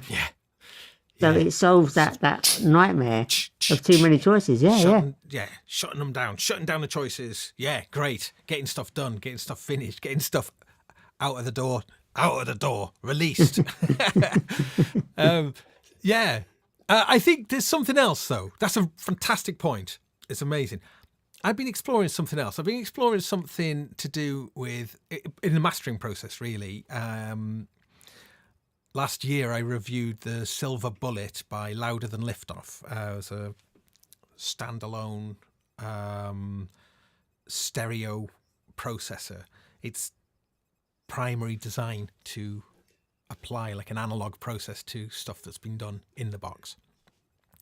And I was curious about it. It actually really blew me away. There's a Sonic State review that I did, that if anyone's interested in that, the Silver Bullet. But what it did to the sound was profound. It did a lot more than I was expecting. And because of that experience, it's kind of set me off on a little path of exploration with certain things. Now, on a very, very basic level, if you've got, like, say, a sound that's been made in the computer or recorded, like a vocal, and it's panned dead center, then the left and the right channel contains an absolute digital exact copy of it. When you take it out into the analog and then back in the stereo file, out and back in, and it's gone through. I mean, I could just just do analog summit through this SSL here, for instance, this little mini SSL 6, and take it back out. Or, and I'm finding increasingly this is the electron analog heat, using that for this same purpose. And actually you can use it with Overbridge. So you can use it as a plugin in the case of this. What it does is it does something to the stereo. If you put sound through it, because that left channel and that right channel, which were identical in the digital domain, have gone through those slight vagaries of analog and have come back. I mean, still sound. I mean, it's a very subtle thing. Well, I say it's a very subtle thing. It doesn't have to be very subtle at all. This, if you push a little bit extra gain as well in that analog process, it's still keeping it clean. It does something. It's right. Three-dimensional. So I believe you. I don't think that's placebo at all. But I will say, to be a bit of devil's advocate, because I love analog gear. Everything I purchased in the last year or two is outboard gear, and I would say 90% of it is analog. Because for me, if I'm going to go out of the door, I may as well go analog, just because the Mac and the door does digital amazing. Do you know what I mean? Yeah. So it feels a little bit of a waste sometimes buying outboard stuff that is just almost like a plug-in in hardware. Especially when that's space just me. I mean, space is being a premium. Just space is a premium. This is the whole point. So to just a little kind of thing that I'm really enjoying is IK Multimedia released a tape emulation quite recently, and I've tried every tape emulation I was obsessed with them for a while, and I've even used, there's a cloud service where they're running real tape machines so in the cloud. I've tried that one as well. Wow. And that's like super cool. They've got like some Telefunken one that's great on everything, where you want to have that overtly saturated, I think it's 15 IPS like tape speed stuff. So that's good. But going back to the IK Multimedia tape plugin, the best thing about it is they have modeled that left and right difference. They've modeled the fact that the machine isn't so perfectly calibrated. Yes. So not only do you get immediate compression, so because it does a tape emulation, it immediately feels like the most subtle, warm glue. So you put it on like a stereo bus, it instantly get the glue, but you suddenly get that, what you just described, that stereo image just appears out of nowhere. It's really interesting. However you do it, like it's a great trick to just run your stereo bus through something. Something. Yeah, it does. That's going to give you that left right extra lift. Yeah. I guess from what you described, the imperfect. Just as thin, and you can do this. You can test it for yourself afterwards, and you can look at the waveforms, and you can, So before it goes out, it's essentially two identical mono, for the left and the right, and it comes back in. And I suppose if you wanted to be completely anal about it, you could do that phase reverse flip and see how much difference, and see how much difference. It's going to be pretty small, but there will be something there. But yeah, I've typically avoided like coming out of the box for a bunch of reasons, but one more than anything, especially with mastering, is everything just takes that much longer because you have to do it all in real time. And then when the person says the next day, oh yeah, can you do it again? But oh, that's really nice, but it's blah blah blah, blah. And you have to do everything all again. Yeah, recall is a major issue. Yeah, but I guess when you're that thing, everyone complains about it, but I think workflow is so important. Yeah.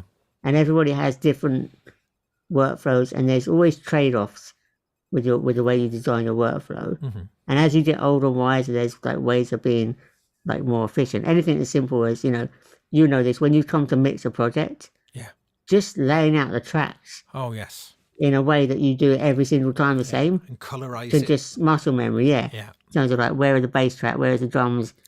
Reaching for certain things, even in the door. Yes. Right? It's so important. I've learned that the hard way. When I mixed the last album, I probably lost hours just trying to work. What? Where's the backing vocals? Where's the third harmony? It's like you can get because you don't necessarily do the tracking process in the same way as the mixing process. So you can end up with a really weird, like the bagpipes are next to the knee slaps or whatever, Yeah. I tell you what, I don't know when I'm going to finish this new album because we're just doing the writing stage. And because everyone's in lockdown and I've been shielding, we've tried to force ourselves not to start with quote unquote recording, but just sketching and writing. Yes. In a way that you would try and do in the room. It's really difficult. Yes. But we've found a way to just about get it working. But I swear, like, I've promised myself, when in a year, 2 years' time, we get into mixing, I'm going to do that thing that you meant to do, or people who are really good do. I'm going to spit out all the tracks as stems. In other words, I'm going to commit everything to audio in a stem. Stem it out. Chuck it into a new thing, Yes. Organise it, and then I'm mixing. It's an amazing thing. It's really cool that you're saying that. And just picking up on what I was just going to say before was, like, you record in a fairly erratic way, but when it comes to mixing, having everything arranged in a logical way makes so much sense. But we sometimes get so kind of locked into everything being in this scatty way. Don't want to move it around. To kind of get a little bit precious with everything. And also you think, well, if I commit the MIDI track to audio, or I bounce that drum machine pattern into audio, if I'm mixing, I want to go back to producing again. Yeah. Right? But actually the trick is, worst case scenario, you could open the old project. You could go back. And you could retrieve it, right? Could, yes. And the trade-off is that if you commit to audio and you're just mixing, you're going to be wearing the mix engineer hat. Yeah.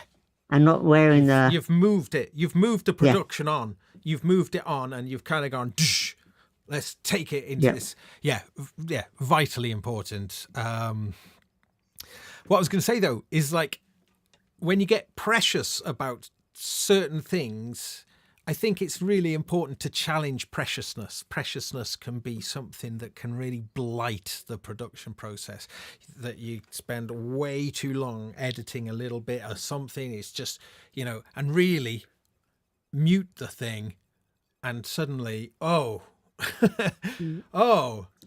you're talking. And the thing that you'd been really like, was actually holding stuff down. So any process like this stemming process and committing and printing things, helps kind of shed some of this useless preciousness. There's a certain amount of preciousness that just is like, it's good to be really, to stick to certain things. So the preciousness isn't necessarily a bad thing. It's good to be precious about certain things.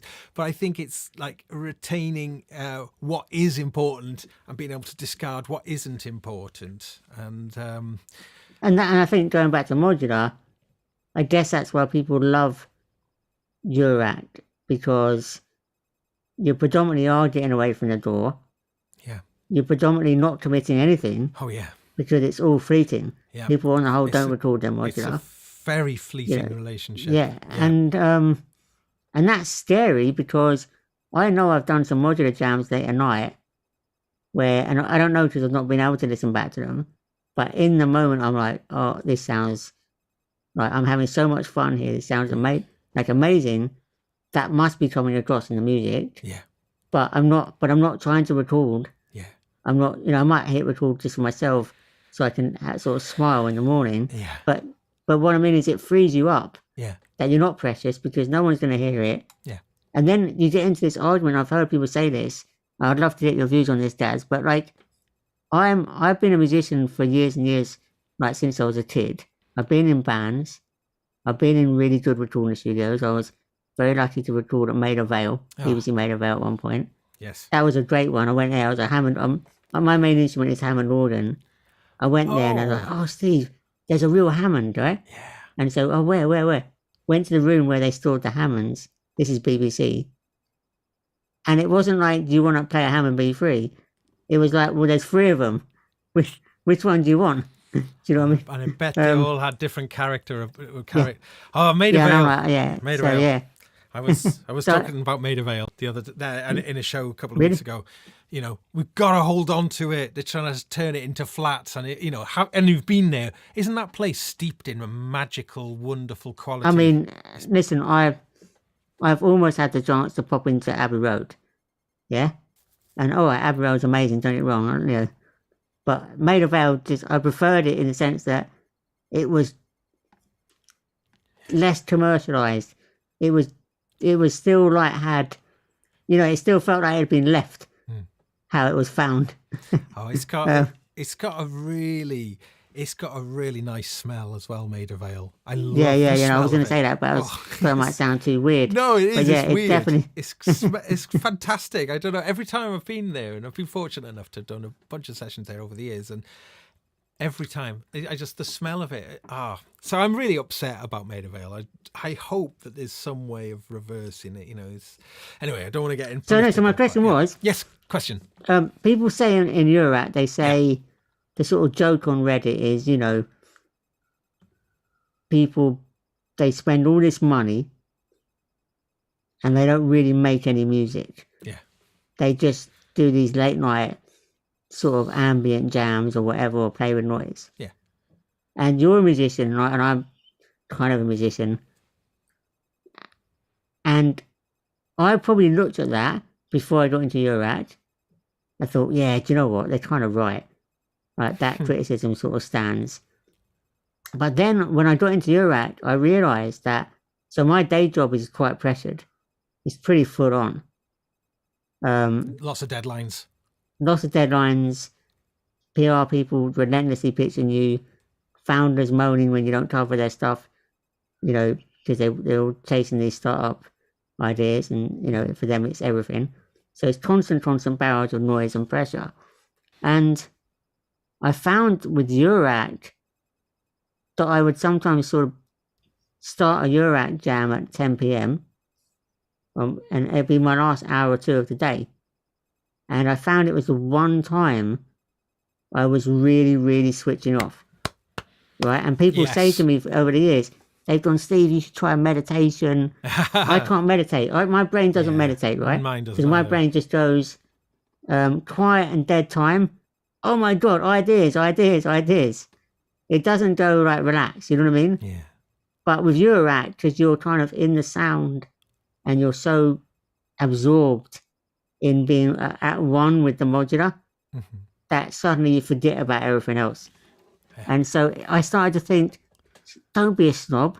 It's not about music. It can just be about just the experience, a form of escapism and meditation almost. I've said it a number of times, not as eloquently as you've just said it, but yes, very much, very, very much a believer in that. And I think that it's important that people don't feel pressured that they have to do something with it. Just sitting there and just having a little bit of fun with it is fine. It's fine. You don't have to feel bullied. I don't know if this is true, but I've wondered if they wired me up to like a blood pressure machine or something, or just a pulse, heart rate. I just got a feeling that 11:30 p.m. after half an hour of modular. Yeah. My heart rate's probably gone down. Yeah. Do you know what I mean? With my Apple Watch can measure that. I think can measure that sort of thing. It can. Yeah, I should look at that. That's a really interesting idea, because there is a transcendental moment which I've experienced on like countless occasions now. And I think what's quite interesting is when you start thinking about, I must lock this down, I must record this, I must, it's, that is good to do that for sure. But things just purely for the sake of it, just for the moment and just for yourself, I think it's just extremely valuable. And I thoroughly promote that idea, I really, truly do. I mean, it's, I think it's a very out of date thing in Britain now, but, if you tell people, I'm a musician, and they say, when will we see you on Top of the Pops? I mean, Top of the Pops has been finished for years now, but there was always this thing that, like, if you're making music, that somehow that you're trying to make it big, that you're trying to be like some, success. And And then I think that's what makes people a bit shy about things. And I know I've been guilty of this, is that like measuring success as something tangible with achievements or whatever in order for some sort of credibility in a way, I guess. Yeah. Playing with big names, that sort of thing. I mean, it's really helpful if you're trying to, like I've done a lot of session work and stuff for, some really cool people. And it is helpful. It is helpful. However, it also isn't really important unless you're trying to make a living. If you are trying to make also, a it's living. like, it's almost like, look, when I was a kid, I dreamed of being in a band, dreamed of getting a record deal, came quite close to getting some kind of record deal, actually. And that was super exciting. Yeah. But at the end of the day, music is not the music business. No. Like, music is music. Music is It music. existed before the business of music, and if the music business... It's the universe. It's the expression of the universe. Yeah. So, no, do you know what I mean? So, Yeah. like, when the music business fell apart with the Napster, during the Napster transition, it's not like music went away, is it? No. Right? So, for one thing, music is not the music industry. Yes. That the industry part is sort of tapped onto it. It's important. Don't get me wrong. People, good artists, the more they can make a living out of art, the more they can do it. Like, that tension has always been there, and is a tension we all feel. I mean, I would love to take 6 months off and work on music, right? If that tension of being economically able to pursue your art form is something that we all suffer from, or those that most people do. So I'm not sort of belittling that, but the idea that, when the Eurorack makers make the modules, they love people using them and enjoying their artwork, which is the module itself, right? And so they're not bothered if you're sat there for 3 hours on a Wednesday evening, finally being able to turn yourself off from work in a sort of semi-meditative state while you're making ambient, or you think you're making like the funkiest music ever, or whatever. Do you know what I mean? Or just like, making you're enjoying making a their sound, artwork, just making a patch, whatever that is, and learning about sound and learning about just we have ears for a reason. We can feel vibration for a reason. You know what I mean? So I feel like that snobbery, it's good that it's not really there. Yeah. But I think even I was a bit snobbish in terms of this idea that if you've got beautiful instruments, you should be making and releasing music. And actually, like I said, I've learned that I did make an album, like I said, finally released it last year. I do really want to make another album that's going to be even more serious, in the sense of we're going to take it even more ambitious, not serious, ambitious, right? Yeah. But in between, if I'm just jamming and getting to know my instrument as well, that's the thing about Eurorack. Dofa said this, I think. Everybody's building their own instrument when they do modular. It's their instrument, and actually, you can build it, but it doesn't mean you've learned how to get the most out of it. No. And that's a whole nother 3 or 4 stages of the journey, I think. Yes, I know, absolutely. I mean, it's a journey that I'm really curious where it's going to take me, because as I mentioned, I'm probably like a year behind you, so yeah, you're doing it live on the interwebs. Yeah. I did it. I made all my mistakes in private. Oh yeah, failing in public often is I'm sure it's good for you, though. I'm sure it is good for you. I mean, as I say, I'm blessed with a lovely community of people who tune in. However, where I would like to be in, say, a year from now is I would like to be a lot more I would like to have found a way of translating my musical experience better into the process, to find ways of my specific expressivity being able to channel that better through it, rather than, I feel that sometimes I'm trying to have to make bleepy bloopy sort of things. It's not necessarily what I want to actually do, But maybe you should try doing, to try and bridge that gap, yeah? Like, maybe try laying down a bass line and a melody, you know, more traditional building blocks, lay them down in some kind of DAW that can talk to the modular via MIDI. And then by having that playing looped, then try and patch. Yeah. To see where those building blocks can go. Yeah. When you let your mind and your modular go a bit more experimental, and then you might hit those sweet spots rather than being totally siloed to this is my traditional music making process. Yeah. And here's my absolute experimental Wild West. Yeah. Do you know what I mean? I don't know. Yeah. But maybe that's maybe that's a boring way of doing it, but that's how I'm gradually weaning myself off being so traditional. Yeah. Yeah. But without necessarily going down the rabbit hole of just weird bleepy blocks. That said, unless I'm in the evening and I'm saying to myself, I'm not writing my album tonight, I'm just going to do modular meditation, I don't know, for want of a better word. Do you know what I mean? Yeah, nice. That's good. I want to, I think I've got to get a hat, a techno hat, I think. And when I'm wearing that hat, it's a license to make like nosebleed techno. When I put a particular cap on, you know, and I'll be aware that it's on my head. And when it's on my head, I'm going to just stay in the zone of techno. Because, you know, my tendency is to write psychedelic proggy pop. That is what I will gravitate to do as a musical expression, you know, which, you know, modular can be part of that. But, I think I sometimes need to go, it's all right just to do some techno. Let's make some techno. You know, Mylar is a really good friend of mine, Alex. You know, he makes great techno and he loves techno and he's a techno aficionado. But I think he's able to be a techno musician, you know, whereas I tend to try and be always too many things at once, you know.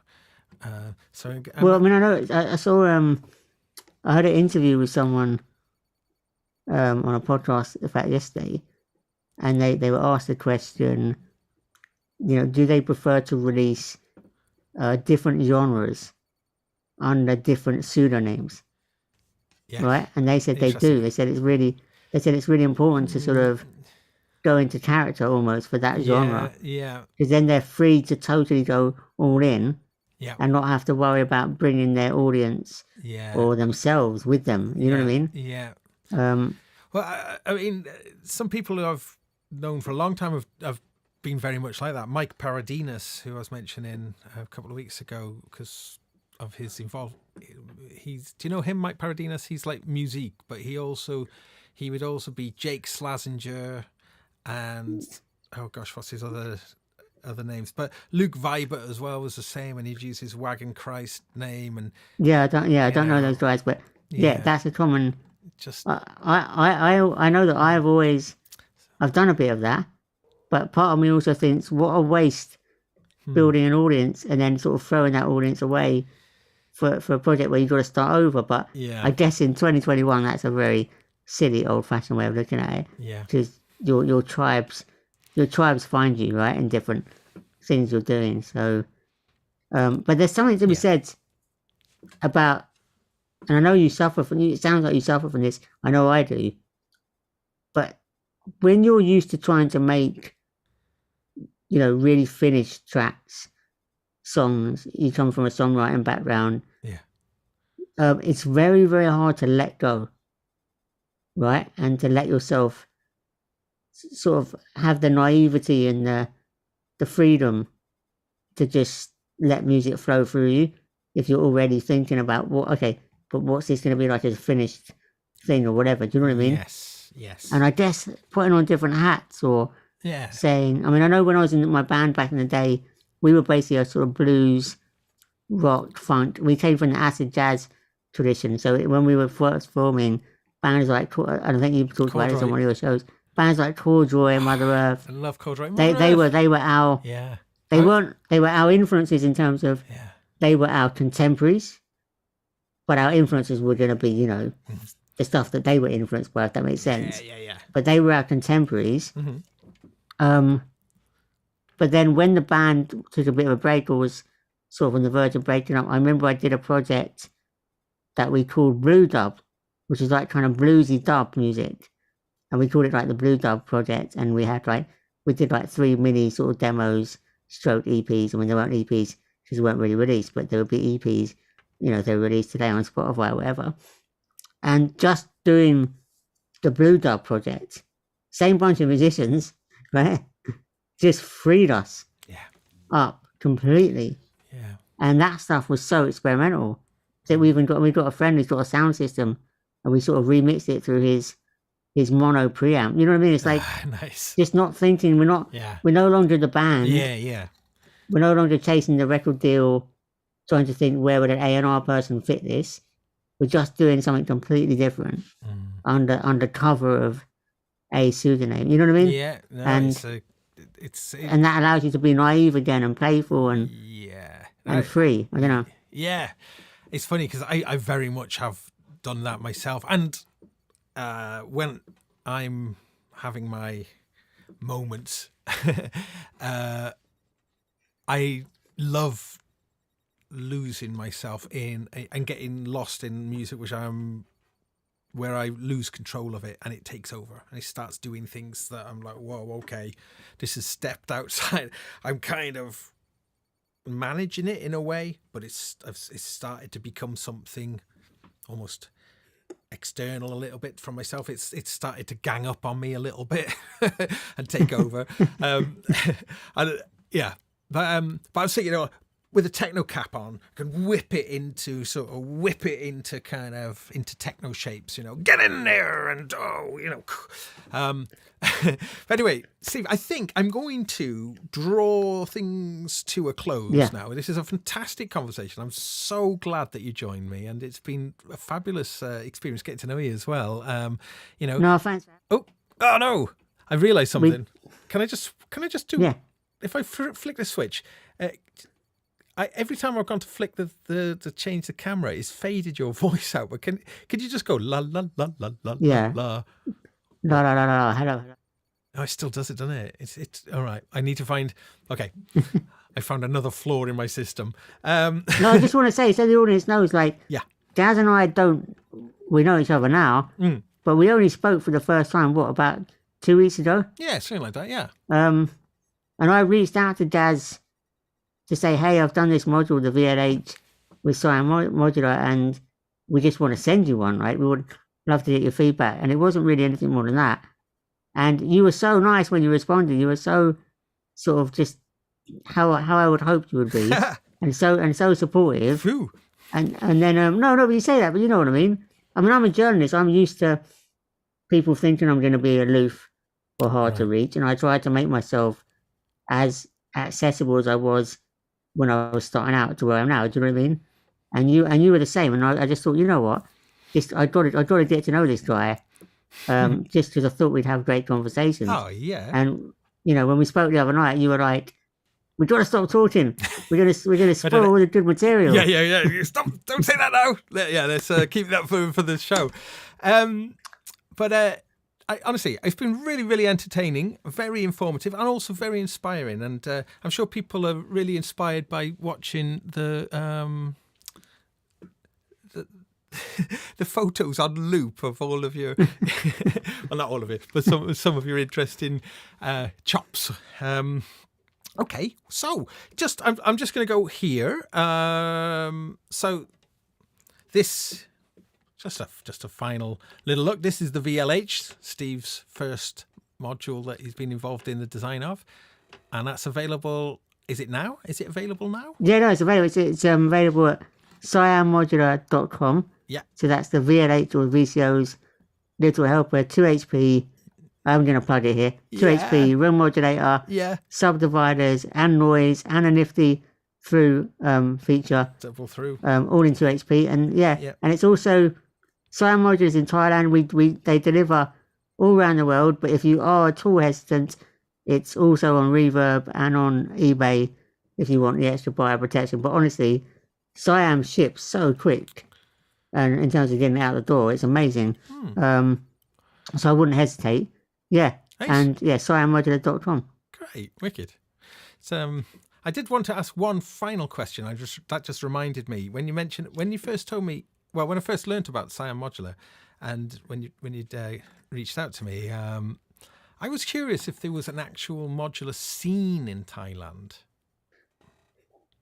Well, so I don't live there, but I can tell you this: whenever I see the founder of Siam Modular, whenever I'm seeing his Facebook page, he's always out digging with his modular. Right. So the answer is yes. Yeah, interesting. There clearly is a scene, and particularly in the area in Thailand that he lives in. I can't remember what it's called, but it's not even one of the big cities. And there's a modular scene, which is crazy. So yeah, the answer is yes. Yeah. And just the last thing about that we didn't talk about just really, really briefly. When I had the idea for the VLH, I just reached out to Pete because I liked their little tiny LPG, and thought, well, they could probably make it and meet the sort of price point that I wanted to get it out at and stuff. But by that point, I hadn't got it very far at all with the idea in terms of finding someone to work with. So I just said to Peter at Siam, I was like, hey, do you know what? At this stage, if you like the idea, just like run with it. Right? I don't need to be involved. I don't need to make it. I need to be financially involved. And his reply was, nope. It'll be so much more fun to have you fully in. So we collaborated like formally, officially. And I just think that was brilliant because it's been so much fun. Wow. That's super like, cool. Yeah. I don't think it's it's a landmark achievement, I think. So, Steve, I'm going to say thank you. I'm terrible for wrapping up the show. I say I'm finishing and then just kind of go on for a long time afterwards. But genuinely, it's been an absolute delight. If people want to check out your album that you give that. Yeah, so the current album that's out, the one that is kind of souls, bluesy funk, it's like an album about heartbreak. Is you can find it at Otis Max, so OTISMAX.com, otismax.com, or just search on Spotify, Apple Music, Otis Max Load, and the album's called In Between Floors. And you will be playing what on those songs? So I'm playing a lot of Hammond organ, some synthesizer, the Arturia Micro Brute makes a nice cameo role on a few tracks. But I wrote most of it, or co-wrote. I produced it. First album I produced and mixed. And do you know what? It's all right. Like I got it to a pretty decent standard. I mean, in terms of technical production. And then I paid for mastering. I'm a great believer. If you can get all the way to composition, recording, production, mixing, you need someone else mastering it. Yeah, you do. It's just that distance. Anyway, this is opening up a conversation that I'm really interested in. But for another time. So we'll get you back on the show in the future. And thank you ever so much for joining me. And thank you, everybody, as well. And thanks for sticking up with I let the little photo reel just go on and on and on. But yeah, I'll be back on Wednesday for more of the Kaz Williams show. And I've got something that I'm really excited about for that, but you'll have to wait and see what that will be, because it might not happen. But yeah, so that will be 8 p.m. on Wednesday. 8 p.m. Oh, it's not GMT now, is it? It's BST. Is that right, Steve? Is it BST now? We're not GMT. The clocks will change. Yeah. I don't know which one it is. I get really must be BST, yeah. Yeah, is it British Summertime? British Summertime, yeah, it must be, yes. But yeah, we got a lot of viewers from all over the world, which is astonishing and thrilling. But please carry on watching, and I will be back on Wednesday, and I'm back on Monday for more Eurorack. Didn't really do much in the way of music tonight. There's just way too much to talk about. But again, Steve, thanks so much, and everybody, thanks again. We'll see you soon. Bye. Cheerio! If I just